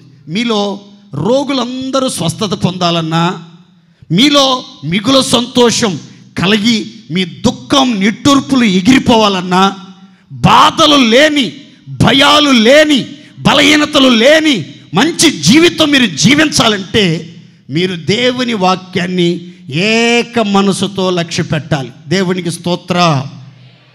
ఏక మనసు ఎప్పుడు వచ్చిందో చెప్పాను, ఏక మనసుతో ఏం చేయాలో చెప్తున్నాను. ఏక మనసుతో మనం ఎడతెగక ప్రార్థన చెయ్యాలి. ఏక మనసుతో దేవుని వాక్యమందు లక్ష్యము ఉంచాలి. వాళ్ళు ఏక మనసుతో ఎడతెక్క ప్రార్థించినప్పుడు వాగ్దానం చేయబడిన ఆత్మచేత వాళ్ళు ముద్రించబడ్డారు. ఈ సమరయ పట్టణంలో ఫిలిప్ వాక్యం మీద ఏక మనసుతో లక్ష్యం ఉంచినటువంటి వాళ్ళు స్వస్థచిత్తులుగా మార్చబడి, బలహీనతలో నుంచి విడుదల పొంది, దురాత్మ శక్తుల్లో నుంచి విడుదల పొంది, చేతబడి శక్తుల్లో నుంచి విడుదల పొంది, ఎన్నో సూచక్రియలు వాళ్ళు కళ్ళారా చూచి అనుభవించి ఆనందించారు. వాళ్ళ దుఃఖము నిట్టూర్పులని ఎగిరిపోయి ఎంతోమంది రక్షణ పొంది దేవుణ్ణి వెంబడించినట్లుగా లేఖనంలో రాయబడింది. సంగమా, మనమంతా దేవుని మందిరంలో చేర్చబడ్డాం, మనం జీవము కలిగిన దేవుని సంఘంలో చేర్చబడ్డామని చెప్పుకుంటున్నాం. మరి మనకి ఏక మనసు ఉందా? ప్రార్థనలో ఏక మనసు, వాక్యాన్ని వినేటప్పుడు ఏక మనసు, ఆరాధించేటప్పుడు ఏక మనసు, ప్రార్థన చేసేటప్పుడు ఏక మనసు, దేవుని మార్గాలలో నడవటానికి ఏక మనసు మనం కలిగి దేవుని కృపలో ఆశీర్వాదకరంగా నడుచుకుందాముగాక. ఇంకొక మాట చెప్తాను చూడండి. రెండవ మాట ఏంటంటే, దేవాలయములో తప్పక కూడుకొనిరి. మందిరములో జీవము గల దేవుని సంఘములో చేర్చబడి రక్షణ పొందిన దేవుని పిల్లలందరూ కూడా దేవాలయములో తప్పక కూడుకొనుచుండిరి. మీరే మీ గుండె మీద చేసుకుని చెప్పండి, రక్షించబడిన తర్వాత, మందిరానికి రావటం మొదలుపెట్టిన తర్వాత, ప్రభువుని వెంబడించడం ప్రారంభించిన తర్వాత మీరు తప్పకుండా దేవాలయంలో కూడుకున్నారా? పరిశుద్ధుల సహవాసంలో కూడుకున్నారా? పరిశుద్ధ సంఘంగా కూడుకున్నారా? లేకపోతే బల్లారాధనకి వెళ్తే చాలులే, వారం మార్చి వారం వెళదాం, 2 వారాలకు ఒకసారి వెళ్దాం, 3 వారాలకు ఒకసారి వెళ్దాం, పెద్దలు వచ్చినప్పుడు వెళ్దాం, లేకపోతే నాయకులు వచ్చినప్పుడు వెళ్దాం, అప్పుడు మనం ప్రార్థన చేసుకుందాం, అప్పుడు దేవాలయంలో కూడుకుందాం అనుకుంటున్నారా? తప్పక ప్రతి ఆదివారం దేవాలయంలో కూడుకుంటున్నారా? దేవాలయంలో పరిశుద్ధుల సహవాసంలో, అపోస్తుల సహవాసంలో, ప్రార్థనాపరుల సహవాసంలో తప్పక దేవాలయంలో కూడుకోవాలి, తప్పక దేవాలయంలో కూడుకోవాలి. చూడండి, మనం తప్పక దేవాలయానికి రావాలి. అందుకే దైవజనుడు పౌలు చెప్తాడు, కొందరు మానుకొనుచున్నట్లుగా సమాజముగా కూడుట మానక ఆ దినము సమీపించుట మీరు చూచిన కొలది మరి ఎక్కువగా అలాగు చేయుచు ప్రేమ చూపుటకును సత్కార్యములు చేయుటకును ఒకనిని ఒకడు పురికొల్పవలెనని ఆలోచింతము అనే ఒక చక్కని మాట బైబిల్లో రాయబడింది. ఈ కడవరి కాలములో, అంత్య దినములలో సమాజంగా కూడుకోవటానికి, సంఘముగా కూడుకోవటానికి, పరిశుద్ధ స్థలములో, దేవాలయములో తప్పక కూడుకోవటానికి చాలామంది మానుకుంటున్నారు, చాలామంది మానుకున్నారు. అయితే మనం కొందరు మానుకొనుచున్నట్లుగా మనం మానుకొనకూడదు. దేవుని సన్నిధిని దూరం కాకూడదు. కుటుంబం అంతా దేవుని సన్నిధిలో నిత్యము ఉండినట్లుగా స్థిరపరచబడాలి. ప్రార్థన చేసుకోవాలి. దేవా, నీ సన్నిధిలో కనబడాలని ఆశగా ఉంది, నీ మందిర ఆవరణాన్ని చూడాలి, జీవము గల దేవుని మందిరాన్ని దర్శించాలి, నీ నివాసములు ఎంత రమ్యములు అని ఆశతో, ఆకాంక్షతో, మందిరం మీద మక్కువతో దేవుని సన్నిధికి రావాలి. చాలామందికి మందిరం మీద ఆసక్తి తగ్గిపోతుంది. పాతోళ్ళందరికీ ఆసక్తి తగ్గిపోతుంది. మొదటి వాళ్ళు కడపటి వాళ్ళు అవుతారు, కడపటి వాళ్ళు మొదటి వాళ్ళు అవుతారు అన్నట్లుగా కొత్తగా రక్షించబడి మందిరానికి వస్తున్న వాళ్ళు వారం క్రమంగా వచ్చి మందిరంలో భయభక్తులతో కూర్చుని ఆరాధన చేసి ప్రార్థన చేసుకుని వాక్యాన్ని వెళ్తున్నారు. పాత విశ్వాసులంతా ఆలస్యంగా రావటం, వాళ్ళకి ఇష్టమైతే రావటం, ఇష్టమైతే మందిరంలో కూర్చోవటం, లేకపోతే కిందే తిరగటం, వాళ్ళ ఇష్టానుసారంగానే వాళ్ళు ప్రవర్తిస్తున్నారు. అయితే నా మాటనండి, ప్రతి ఆదివారం, ప్రతి పరిశుద్ధ దినం, ప్రతి పరిశుద్ధులు సమకూర్చబడే ఘనమైన రోజున తప్పకుండా మనం దేవాలయంలో కూడుకుని పరిశుద్ధుల సహవాసాన్ని మనం ఎంజాయ్ చేయాలి. ఆ సహవాసంలో దాగిన మేలులు, సమాధానం, సంతోషం, సమృద్ధి అనే దీవెన మనమంతా అనుభవించుదముగాక. చూడండి, మన పితరులు దేవాలయంలో తప్పక కూడుకున్నప్పుడు ఏ ఉద్దేశాలతో, ఏ నిర్ణయాలతో వాళ్ళు కూడుకున్నారు, ఆ కూడుకున్న తర్వాత దేవాలయంలో ఎలాంటి నిబంధనలు, ఎలాంటి నిర్ణయాలు వాళ్ళు తీసుకున్నారు కూడుకున్న ప్రతిసారి అనే ఒక మాట మీతో చెప్తాను. చూడండి, నెహెమ్యా గ్రంథం 10వ అధ్యాయం 28వ వాక్యం. దేవుని ధర్మశాస్త్రమునకు విధేయులగునట్లు దేశపు జనులలో ఉండకుండా తమ్మును తాము వేరుపరుచుకొనిన యాజకులు, లేవీయులు, ద్వారపాలకులు, గాయకులు, నితీనీయులు అందరూ దేవుని దాసుడైన మోషే ద్వారా నియమింపబడిన దేవుని ధర్మశాస్త్రమును అనుసరించి నడుచుకొనుచు మన ప్రభు అయిన యెహోవా నిబంధనలను, కట్టడలను ఆచరించుదమని శపథము పూని ప్రమాణము చేయుటకు కూడుకొనిరి. అందరూ దేవుని స్తోత్రం చెప్తాను, చేతులు హల్లెలూయా. ఇక్కడ నాకు నచ్చిన మాటలన్నీ చెప్తాను. చూడండి, ఇక్కడ యాజకులు ఉన్నారు, లేవీలు ఉన్నారు, ద్వారపాలకులు ఉన్నారు, గాయకులు ఉన్నారు, దేవుని దాసులుగా నియమించబడిన వాళ్ళందరూ కూడా వాళ్ళు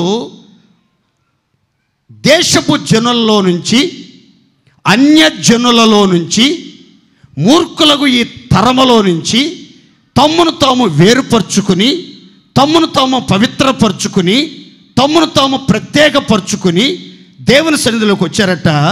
వాళ్ళంతా కూడుకున్నారట ఒక చోట. ఎందుకు కూడుకున్నారు అని అంటే ధర్మశాస్త్రానికి విధేయత చూపాలి, ధర్మశాస్త్ర విధులను అనుసరించి నడుచుకోవాలి. ప్రభు అయిన దేవుడు నియమించిన నిబంధనల మార్గములో నిజాయితీగా నీతిగా జీవించాలి, నిప్పులాగా ప్రవర్తించాలి. ఇదే మన శపథం, ఇదే మన తీర్మానం, ఇదే మన కర్తవ్యం, ఇదే మన ప్రతిజ్ఞ అని అందరూ ఒక్క మాట మీద ప్రతిజ్ఞ చేశారు, శపథం చేశారు, అందరూ తీర్మానం చేసుకున్నారట. అందుకు వాళ్ళు కూడుకున్నారని లేఖనం చెప్తుంది. మరి మనం దేవాలయంలో తప్పగా కూడుకోవాల్సింది ఎందుకు అని అంటే అన్యజనుల్లో నుంచి దేశపు జనుల్లో నుంచి మనల్ని మనం వేరుపరుచుకోవాలి. మీరు ఇలా కూడుకోవటానికి రావాలి. యథా రాజా తదా ప్రజ అన్నట్లు, నలుగురితో డాష్ గుంపుతో డాష్ అన్నట్లుగా మనం అన్నిట్లో కలిసిపోకూడదు. ఆదివారం వచ్చినప్పుడు ప్రత్యేకపరుచుకుంటున్నారు, మిగతా రోజుల్లో అన్యజనులతో సహవాసం, అవిశ్వాసులతో విజ్జోడిగా జీవించడం, లోకస్తులతో ప్రవర్తించడం, బూతులు మాట్లాడటం, నీతి నిజాయితీ లేకుండా జీవించడం, సిగరెట్లు తాగటం, మందు తాగటం, అక్రమ జీవితాన్ని జీవించడం, విచ్చలవిడిగా ప్రవర్తించడం, ఎవరికి భయపడరు, ఈ దేవునికి భయపడరు, ఎవరిని లెక్క చేయరు, వాళ్ళ కోరికలు తీర్చుకుంటా వాళ్ళ ఆలోచనలు నెరవేర్చుకుంటా చాలామంది జీవిస్తున్నారు. అయితే మనం దేవుని మందిరంలో తప్పక ఎందుకు కూడుకోవాలంటే ఈ దేశపు జనుల్లో నుంచి ఆచారాల్లో నుంచి మనం ప్రత్యేకపరుచుకొని ధర్మశాస్త్ర వాక్యానికి నేను విధేయుని అవ్వాలి, వాక్యానికి నేను లోబడాలి, వాక్యానుసారంగా నేను నడుచుకోవాలి, వాక్యాన్ని వింటున్నాను, వాక్యానికి మార్కులేస్తున్నాను, వాక్యం బాగుందంటున్నాను, ఈరోజు వాక్యం కఠినంగా వచ్చిందంటున్నాను, ఈరోజు వాక్యం లోతుగా చెప్పాడు అంటున్నాను, ఈరోజు వాక్యం పెద్దగా లేదంటున్నాను. కానీ వాక్యానికి విధేయత చూపుతున్నానా, వాక్యాన్ని అనుసరించి నడుచుకుంటున్నానా, నిబంధనలకు లోబడి ప్రవర్తించాలని, నిబంధనలను మీరకూడదని నిర్ణయం తీసుకుని దేవుణ్ణి సంతోషపరుస్తున్నానా? అందుకేనా మనం కూడుకుంటుంది? ఇంకా ఏ ఉద్దేశాలతో కూడుకుంటున్నాం దేవుని మందిరంలో?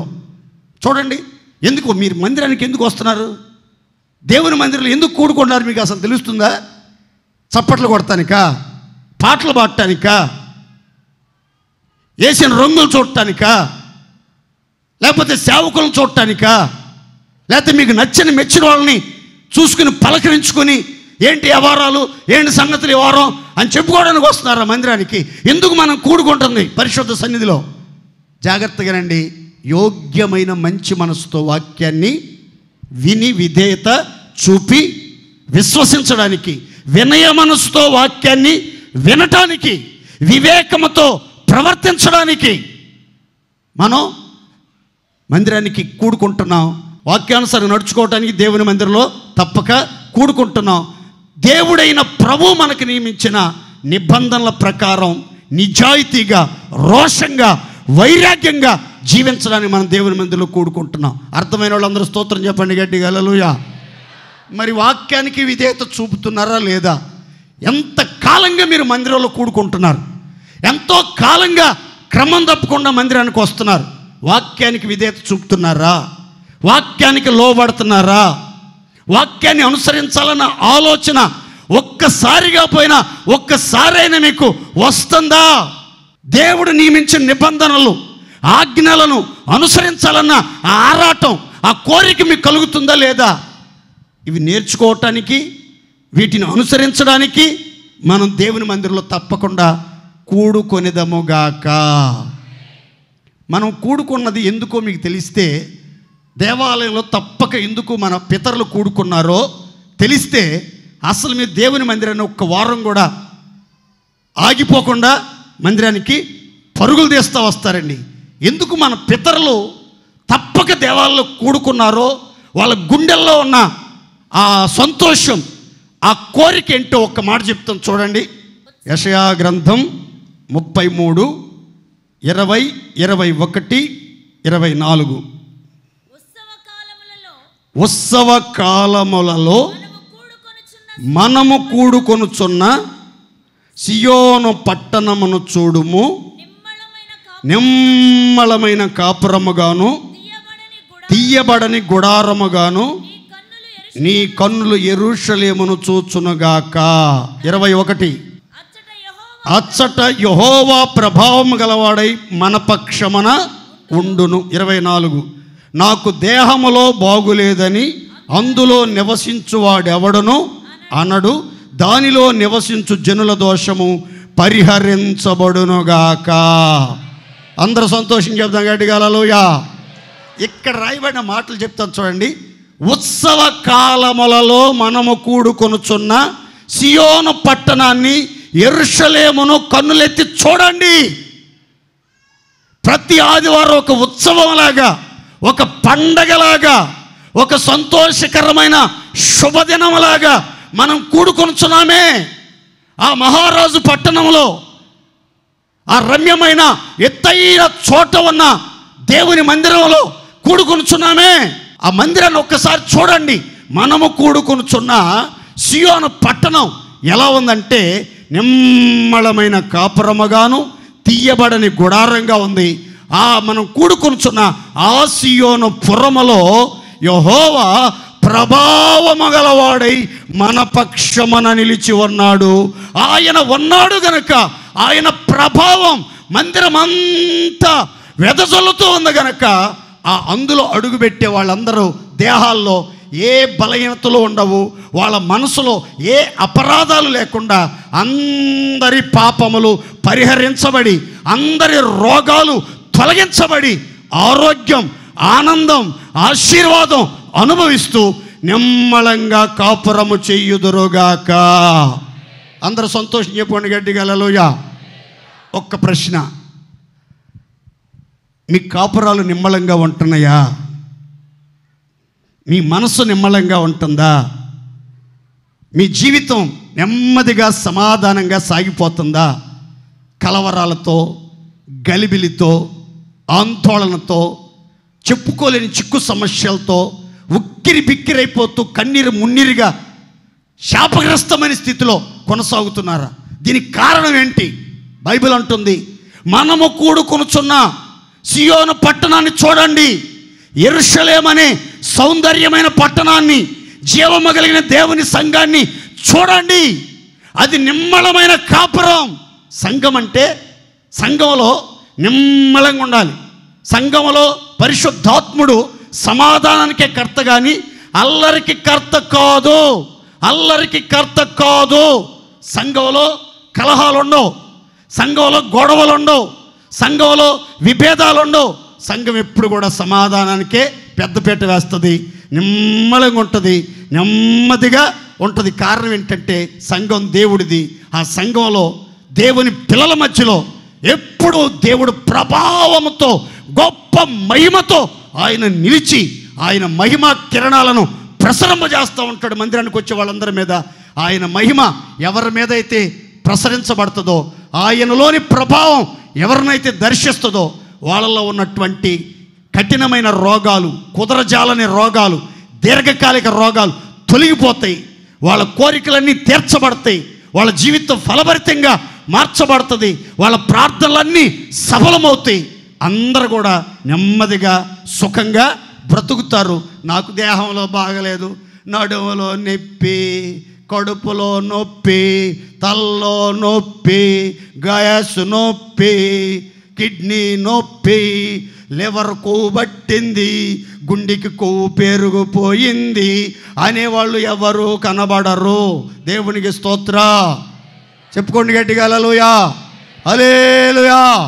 కనుక నా ప్రియమైన దేవుని పిల్లలారా, మీ జీవితంలో ఎంత ఆత్మీయ ఆరోగ్యం, శరీర సంబంధమైన ఆరోగ్యం, మనసులో నెమ్మది కలిగి ఎప్పుడు మీరు ఉత్సవ దినాల్లో, పండగ రోజుల్లో ఎంత కళకళలాడుతా కొత్త బట్టలు తలకబోసుకుని ఎంత సంతోషంగా ఉంటారో, ఎంత ఉత్సాహంగా ఉంటారో, ఎంత వేడుగ్గా ఉంటారో, అలాగూ దేవుని సన్నిధికి వచ్చినప్పుడల్లా, పరిశుద్ధ ఆలయంలో కూడుకున్నప్పుడల్లా ఆ ఉత్సాహం మీలో కనబడాలి. దేవునికి స్తోత్రం చెప్పండి గట్టిగా. మన హోసన్న మినిస్ట్రీలో కొన్ని సంవత్సరాల క్రితం కిస్మిస్ పండుగ జరిగేది కాదు. ఎందుకో తెలుసా? ఎందుకో తెలుసా? రక్షణ పొందినప్పుడు యేసుక్రీస్తు మన హృదయంలోకి వచ్చిన రోజు నుంచి క్రైస్తవులమైన మనకి ప్రతిరోజు కిసిమిసే. దేవుని స్తోత్ర. ఆ రోజే కొత్త బట్టలు వేసుకోవాలి అనే ఉంది. డబ్బు ఉన్నవాడికి ప్రతిరోజు పండగే, డబ్బు ఉన్నవాడికి ప్రతిరోజు పండగే. కొత్త బట్టలు వేసుకున్న ప్రతిరోజు పండగ రోజే. నాకైతే ఎస్పెషల్లీ ప్రతి ఆదివారం మిమ్మల్ని అందరూ చూస్తుంటే ఒక పండగలాగే గుర్తొస్తుంది. నాకు పండగలాగానే ఫీల్ అవుతాను, నేను పండగలాగానే ఫీల్ అవుతాను. కాబట్టి మీరు కూడా ఆ ఉత్సాహం, ఆ సంతోషం, ఆ ఉల్లాసం మీ గుండెల్లోకి రావాలి. అది వచ్చినప్పుడు మీరు తప్పకుండా దేవుని మందిరములో పరిశుద్ధుల సహవాసములో కూడుకోవటానికి ఉత్సాహంగా పరుగులు తీయుదురుగాక. మీరు కనుక క్రమం తప్పకుండా దేవాలయంలో కూడుకుంటే మీ కాపరాలు నిమ్మలంగా ఉంటాయి, మీరు మనశ్శాంతిగా ఉంటారు, మీ దేహం ఆరోగ్యంగా ఉంటుంది, మీ ఎముకలు సత్తుగా ఉంటాయి, మీకు ఏ సమస్య లేకుండా, ఏ అపరాధం లేకుండా మీ పాప దోషాలన్నీ దేవుడు పరిహరిస్తూ మిమ్మల్ని పరిశుద్ధపరుస్తూ నీతి మార్గాల్లో నడిపిస్తాడు. అందుకని మనం దేవాలయంలో తప్పక కూడుకోవాలి. దేవుని స్తోత్రం చెప్పండి గట్టిగా. మన పితరులు ఆదిమ క్రైస్తవ సంఘములో చేర్చబడిన దేవుని బిడ్డలు ఏక మనసుతో ప్రవర్తించారు. జీవం గల దేవుని సంఘంలో. 2, దేవాలయములో తప్పక కూడుకుంటూ ప్రవర్తించినట్లుగా, సహవాసములో నిలిచి వర్ధిల్లినట్లుగా మనం నేర్చుకున్నాం. 3వ మాట ఏంటంటే రొట్టె విరుచుచు. ఇంటెంట అంటే మీ అందరిలకి రొట్టె ద్రాక్షారసం తీసుకొచ్చి కారు వేసుకొచ్చి ప్రతి ఇంటిలో ఇక మీకు ఒక శుభవార్త, ఈ రోజు నుంచి జీవం గల దేవుని సంఘంలో ఎట్లా ప్రవర్తించాలో మీకు బోధించాను. ఈ రోజు నుంచి కారు వేసుకుని ప్రతి ఇంటికి వచ్చి రొట్టె ద్రాక్ష స్వయంగా నేనే ఇస్తాను, యేసుదాస్ పాస్టర్ అనబడుతున్నా నేను అని మీకు చెప్పట్లా. అప్పటి రోజుల్లో యూదుల భయము వలన, అధికారుల భయము వలన యేసుక్రీస్తు నమ్మినటువంటి బిడ్డలు ఎక్కడ వీలుంటే అక్కడ, ఏ ఇంట్లో వీలైతే ఆ ఇంట్లో కూడుకొని అక్కడ వాక్యాన్ని బోధించి ఆరాధన చేసి రొట్టె విరిచేవాళ్ళు. అందుకని ఇంటెంటా రొట్టె అనే మాట రాయబడింది. మనం నెలకు ఒకసారి క్రమం తప్పకుండా రొట్టె విరుస్తున్నాం, రొట్టెను పుచ్చుకుంటున్నాం, బల్లలో పాలు పంపులు పొందుతూ ఉన్నాం.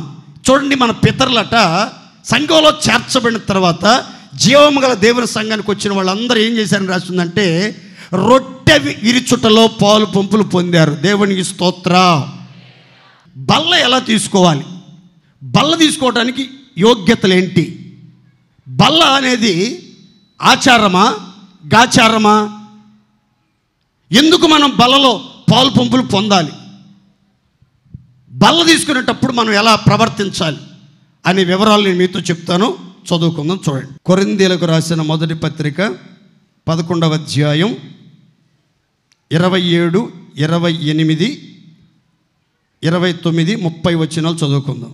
కాబట్టి ఎవడు అయోగ్యముగా ప్రభు యొక్క రొట్టెను తినునో లేక ఆయన పాత్రలోనిది త్రాగునో వాడు ప్రభు యొక్క శరీరమును గూర్చియు రక్తమును గూర్చియు అపరాధియగును. కాబట్టి ప్రతి మనుషుడు తన్ను తాను పరీక్షించుకొనవలెను. అలాగు చేసి ఆ రొట్టెను తిని ఆ పాత్రలోనిది త్రాగవలెను. ప్రభు శరీరమని వివేచింపక తిని త్రాగువాడు తనకు శిక్షావిధి కలుగుటకే తిని త్రాగుచున్నాడు. ఇందువలననే మీలో అనేకులు బలహీనులను రోగులనై ఉన్నారు, చాలా మంది నిద్రించుచున్నారు. ఇక్కడ దైవజనుడు పౌలు చెప్తున్నాడు, అయోగ్యముగా ప్రభు రొట్టెను ఎవరైతే తింటారో తీసుకుంటారో, అయోగ్యముగా ఎవరైతే ద్రాక్ష రస పాత్రలోండి త్రాగుతారో వాళ్ళు ప్రభు యొక్క శరీరమును గూర్చియు రక్తమును గూర్చియు అపరాధి, పాపి, దోషి అని ఎంచబడతాడు. కాబట్టి బల్ల తీసుకునే ప్రతి ఒక్కరూ, రొట్టె పుచ్చుకుని రక్తాన్ని త్రాగే ప్రతి ఒక్కరూ తమ్మును తాము పరీక్షించుకోవాలి, తమ్మును తాము విమర్శించుకోవాలి. అంత మాత్రమే కాదు, ప్రభు శరీరం తినేటప్పుడు ఇది ప్రభు శరీరము, ఇది బేకరీలో తెచ్చినటువంటి రొట్టె. ఈరోజు టేస్ట్ లేదేంటి? ద్రాక్ష రసంలో సరైన దినుసులు కలపట్లేదే. ఇంతకుముందున్న అక్కోళ్ళు లవంగాలు కలిపేవాళ్ళు, చెక్క కలిపేవాళ్ళు, ఆ తర్వాత యాలుగులు కలిపేవాళ్ళు. ఇప్పుడు వచ్చిన సిస్టంలో యాలుగులు, చెక్క, లవంగ కలపట్లేదే, అంత టేస్ట్ రావట్లేదని అడుగుతున్నారు కొంతమంది నన్ను. వీళ్ళు టేస్ట్లకు అలవాటు పడ్డారు బాగా. మీరు లవంగాయ కలిపారా లేదా, యాలుక్కాయలు కలిపారా లేదా, చెక్క కలిపారా లేదా, వాసన వచ్చేటట్లుగా చేస్తున్నారా లేదా, అదిగా చూడాల్సింది. ఇది యేసు రక్తమా కాదా, ఇది యేసయ్య శరీరమా కాదా. ప్రార్థన ద్వారా దేవుడు పరిశుద్ధపరిచి ప్రతిష్ఠించడం ద్వారా ఆ రొట్టి, ద్రాక్షారసం క్రీస్తు రక్త మాంసాలుగా ప్రతిష్ఠించబడతాయి, ప్రత్యేకించబడతాయి. కాబట్టి మనం వివేచనతో తినాలి. నేను యేసయ్య మాంసాన్ని తింటున్నాను, యేసయ్య మాంసాన్ని భుజిస్తున్నాను, యేసయ్య పరిశుద్ధ రక్తాన్ని త్రాగుతున్నాను అన్న గ్రహింపు మనలో ఉండాలి. ఆ భయం ఉందా, దానికి మనకు కావలసిన యోగ్యత ఏంటో, అర్హత ఏంటో మనం గుర్తుపడుతున్నామా? అసలు మనం వివేచనాత్మకమైన మనసుతో, పరిశీలనాత్మకమైన దృష్టితో మనల్ని మనం పరీక్షించుకుని, నా మనస్సాక్షి ఎలా ఉంది, నా క్రియలు ఎలా ఉన్నాయి, నేను నిర్మలమైన మనస్సాక్షి కలిగి ఉన్నానా, నేను అందరితో సమాధానంగా ఉన్నానా, నేను నీతిగా ఉన్నానా, నేను నిజాయితీగా ఉన్నానా అనే గ్రహింపు మీలో ఉందా? కొంతమందికి అసలు భయం కూడా లేదండి. సిగరెట్లు కూడా తాగుతున్నారంట కొంతమంది, బల తీసుకునేవాళ్ళు. సిగరెట్లు కూడా తాగుతున్నారంట, బీడీలు కూడా తాగుతున్నారట, సుట్టలు కూడా తాగుతున్నారట, పాన్ పరాగలు కూడా నములుతున్నారట, మందు కూడా తాగుతున్నారట. ఫ్యామిలీ ఉంది, పిల్లలు ఉన్నారు, వాళ్ళకు కూడా పిల్లలు పడుతున్నారు, కానీ పనికి మాలిన అక్రమ కొంపల చుట్టూ కూడా తిరుగుతున్నారట. తిరిగి మళ్ళీ ఇక్కడికి వచ్చి తెల్ల బట్టలు వేసుకుని, పెద్ద బైబుల్ తీసుకుని, బల్ల తీసుకుని ఎంతో భక్తిపరులాగా ప్రవర్తిస్తున్నారు. ఎంత సాహసం అండి, ఎన్ని గుండెలండి వీళ్ళకి. చాలా జాగ్రత్తగా ఉండాలి. అక్రమ సంబంధాలు ఉన్నవాళ్ళు, ధూమపానం చేసేవాళ్ళు, మద్యపానం సేవించేవాళ్ళు, లోక సంబంధమైన ఆచారాల్లో, వ్యవహారాల్లో జీవించేవాళ్ళు బల్ల తీసుకోకూడదు. సమాధానం లేకుండా బల్ల తీసుకోకూడదు. సమాధానం లేకుండా, సేవకులతో సమాధానం లేకపోయినా, విశ్వాసులతో సమాధానం లేకపోయినా, భార్యాభర్తల మధ్యలో సమాధానం లేకపోయినా, సరిహద్దుల్లో సమాధానం లేకపోయినా, నీ మనస్సాక్షి నీ మీద దోషారోపణ చేస్తుంటే కఠినపరుచుకుని బల్ల తీసుకుంటే శాపగ్రస్తులవుతారు, రోగులవుతారు, బలహీనులవుతారు, నిద్ర మొత్తం వచ్చేస్తుంది, దురాత్మలు ఆవరించేస్తాయి. మీకు తెలియదు ఏమని చెప్పండి. అపోస్తుల్లో ఒకడు ఇస్కరియోతు యోధ, మనసు బాగలేదు, తను పరీక్షించుకోకుండా, వివేచన లేకుండా, దుర్బుద్ధితో, దురాలోచనతో బల్ల తీసుకున్నాడు. ఎప్పుడైతే రొట్టె పుచ్చుకున్నాడో అప్పుడే అపవిత్రాత్మ శక్తులు వాళ్ళు ప్రవేశించినాయి అట. అపవిత్రాత్మ శక్తులు బైబిల్లో రాయబడిన మాట. అపోస్తుల్లోనే అపవిత్రాత్మలు ప్రవేశిస్తే మనం ఎంత, మన భక్తి ఎంత, మన స్థితి ఎంత, మన గతి ఎంత. అందుకని మనం బల్ల తీసుకునేటప్పుడు చాలా జాగరూకులమై ఉండాలి.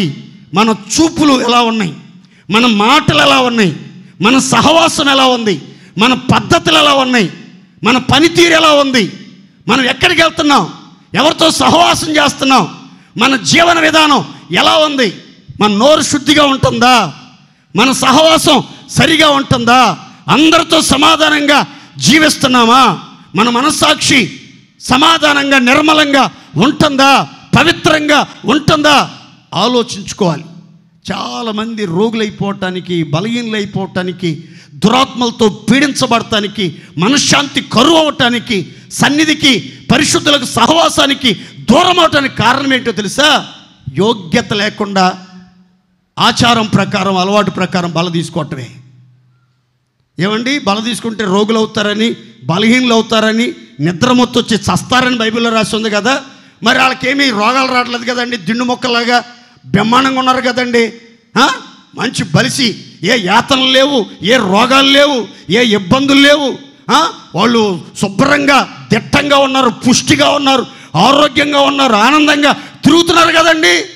మరి వాళ్ళకే రానప్పుడు మాకెందుకు వస్తాయి పాస్టర్ గారు? అని మీరు వాళ్ళని వీళ్ళని చూసి మీ మనస్సాక్షిని పాడు చేసుకోబాకండి. మీ జీవితంలో లేని అలవాట్లకి అలవాటు పడబాకండి. పులిని చూసి నక్క వాతలు పెట్టుకున్నట్లు వాళ్ళ ప్రవర్తన బాగలేదు, వాళ్ళ ఆచారాలు మానుకోలేదు, వాళ్ళలోనే మార్పు లేదు, మనలో వస్తే అంత రాకపోతే ఎంత అని ఎప్పుడు ఇతరులతో పోల్చుకోవద్దు, కంపారిజన్ చేసుకోవద్దు. దయచేసి నా మాటనండి. బైబుల్ వాక్యాన్ని గుర్తించండి, వాక్యాన్ని పరిశీలించుకోండి. వాక్యం ఏం చెప్తుంది? అయోగ్యముగా ఎవరైతే రొట్టె తింటారో, రక్తం తాగుతారో వాళ్ళు అపరాధులు, వాళ్ళు బలహీనులు, వాళ్ళు రోగులు, వాళ్ళు చచ్చిపోవటానికి సిద్ధంగా ఉన్నారు. వాళ్ళకి నిత్య నరకాగ్ని ఉంది, వాళ్ళ మీదకి నిత్యమైన శిక్ష రాబోతుంది. కాబట్టి బల్ల తీసుకునేటప్పుడు మనల్ని మనం పరీక్షించుకొని యోగ్యమైన మంచి మనసుతో, సమాధానంతో, పవిత్రతతో, ప్రార్థనాపూర్వకంగా వివేచన, నేను యేసయ్య శరీరం తింటున్నాను, అది దీవించబడిన పాత్ర, దీవించబడిన ఆహారం, మనం దీవించబడిన పాత్రలోని తింటున్నాం, దీవించబడిన పాత్రలోని త్రాగుతున్నాం. కాబట్టి ఆ దీవెనలు మనం పొందాలి.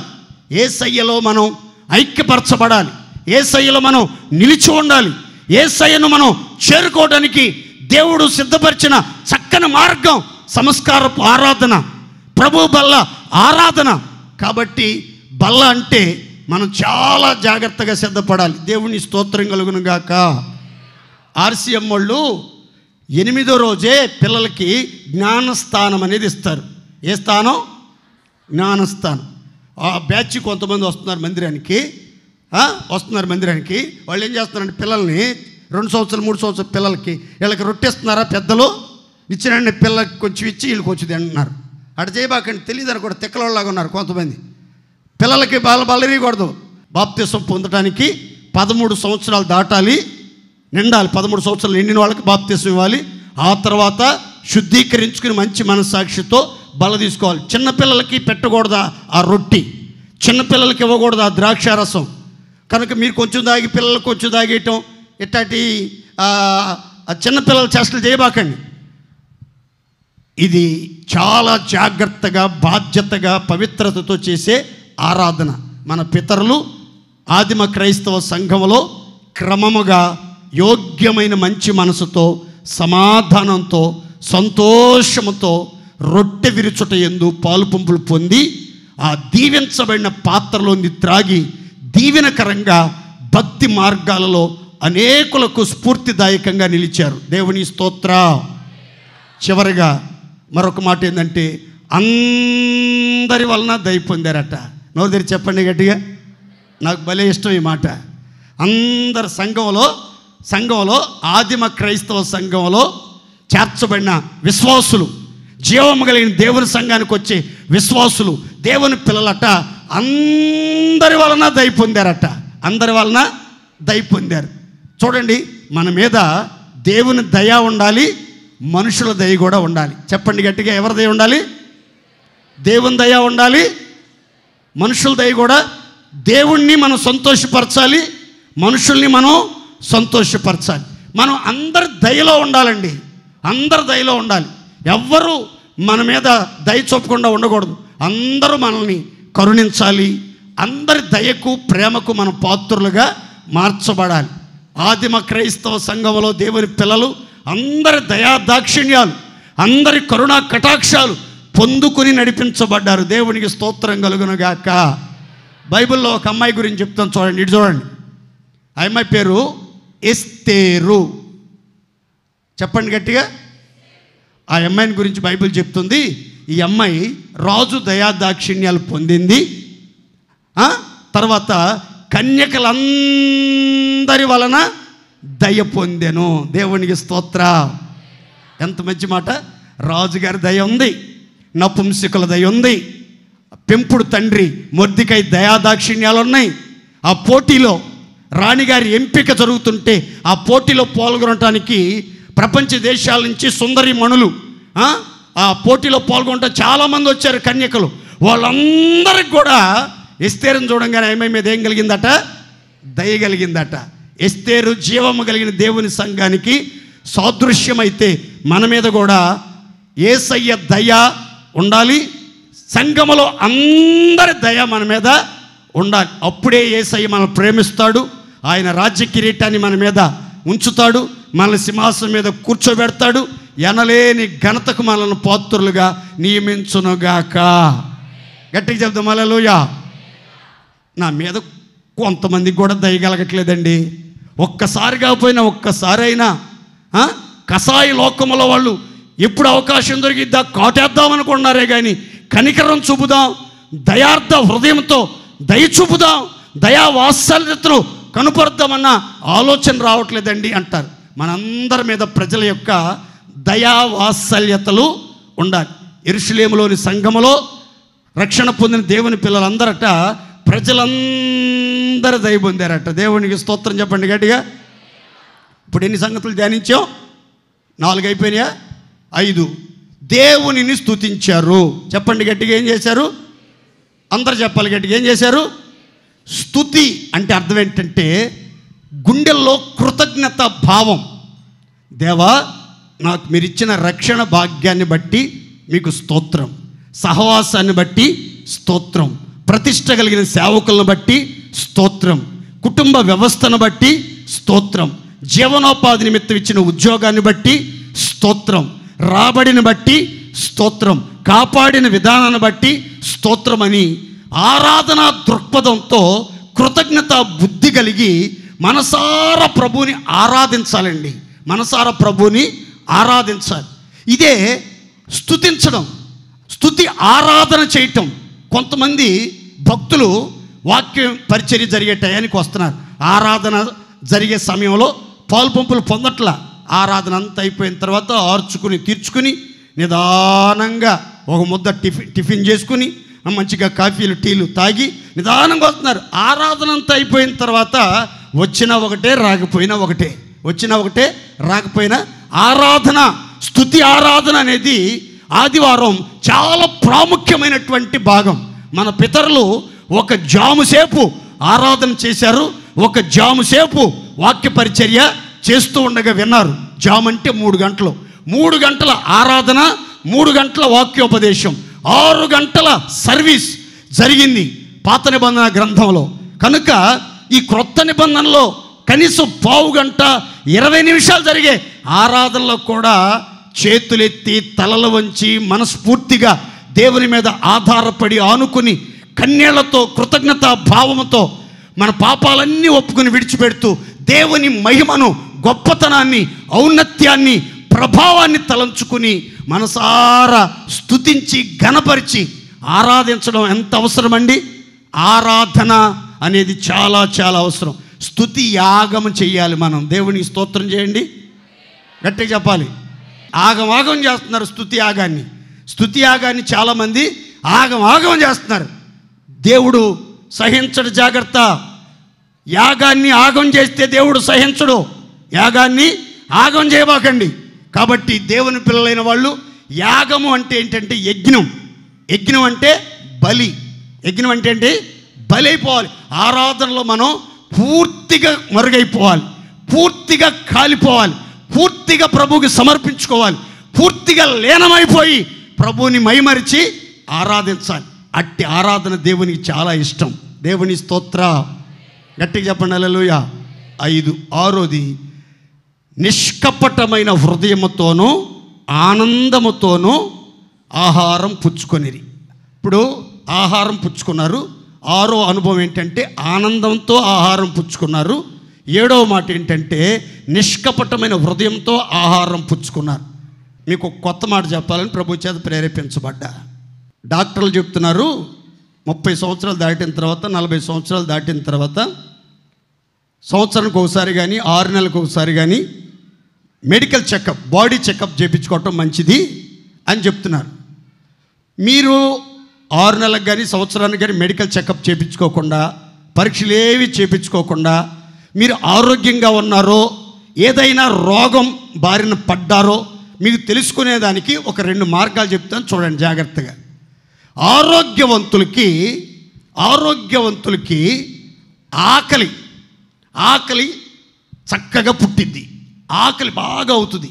ఆకలి సరిగా అవ్వటం లేదు, ఆకలి సరిగా అవ్వటం లేదు, తిన్న ఆహారం జీర్ణం కావటం లేదు అని అంటే ఏదో రోగం ఉందని అర్థం, ఏదో రోగం ఉందని అర్థం. ఆ తర్వాత డాక్టర్లు చెప్పేది ఏంటంటే సరిగా మోషన్ అవ్వకపోయినా, సరిగా బాత్రూమ్కి వెళ్ళకపోతున్నా, డైలీ ఒక్కసారైనా 2 సార్లు వెళ్ళినా ప్రాబ్లం లేదట, ఉదయం సాయంత్రం కనీసం ఒక్కసారైనా బాత్రూమ్కి వెళ్ళకపోతే ఏదో రోగం ఉంది బాడీలో, ఏదో రోగం. ఇప్పుడు ఇన్పుట్ బాగుంటే అవుట్పుట్ బ్రహ్మాండంగా ఉంటుంది. ఇన్పుట్టే సరిగ్గా లేదనుకోండి, అవుట్పుట్ ఎక్కడి నుంచి వచ్చింది? నేను చెప్పేది అర్థం అవట్లేదా? లోపలికి మనం ఏదైనా పంపిస్తే అది జీర్ణమయ్యి బయటికి వెళ్ళేది వెళ్తుంది. అసలు లోపలికే సరిగ్గా మనం పంపించట్లేదు అనుకోండి, ఇక బయటికి ఏం వెళ్తుంది? అందుకని ఇన్పుట్ బాగుండాలి, అవుట్పుట్ బాగుండాలి. వీళ్ళే ఆరోగ్యంగా ఉంటారు. దేవునికి స్తోత్రం చెప్పండి గట్టిగా. సరిగా ఆకలి అవ్వట్లేదు అని అంటే ఆరోగ్యం ఎక్కడో దెబ్బతింది, ఆరోగ్యం ఎక్కడో దెబ్బతింది. ఇప్పుడు నేను చెప్పే మాటలు జాగ్రత్తగానండి. దేవుని వాక్యం జీవాహారం. ఈ ఆహారాన్ని మనం ఆనందంతో తినాలి. ఈ ఆహారాన్ని మనం నిష్కపటమైన హృదయంతో చేర్చుకోవాలి. నిష్కపటమైన హృదయంతో. సరిగ్గా వాక్య ఆహారం తినటం లేదు, వినటం లేదు, జీర్ణం కావట్లేదు అని అంటే అర్థం ఏంటి అని అంటే, అర్థం ఏంటంటే ఏదో రోగం ఉంది, పాపిష్టి రోగం, మాయ రోగం ఏదో చేరింది, మాయ రోగం ఏదో చేరింది. అందుకే వాక్యం సరిగా ఇనిసావట్లా. అది అక్కడ. ఇంకొకటి, ఇన్పుట్ బాగుందనుకో అవుట్పుట్ కూడా బ్రహ్మాండంగా ఉంటుందని చెప్పారు కదా.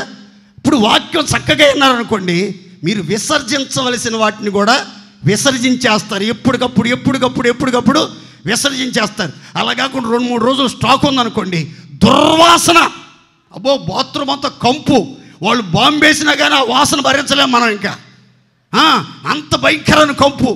మీరెందుకు ముక్కులు మూసుకుంటారు? ఇప్పుడు ఎవరు బాంబు వేయలే ఇక్కడ. భయంకరమైన కంపు. ఎందుకంటే స్టాక్ ఉంది కదా, స్టాక్ ఉంది, లోపల స్టాక్ ఉంది.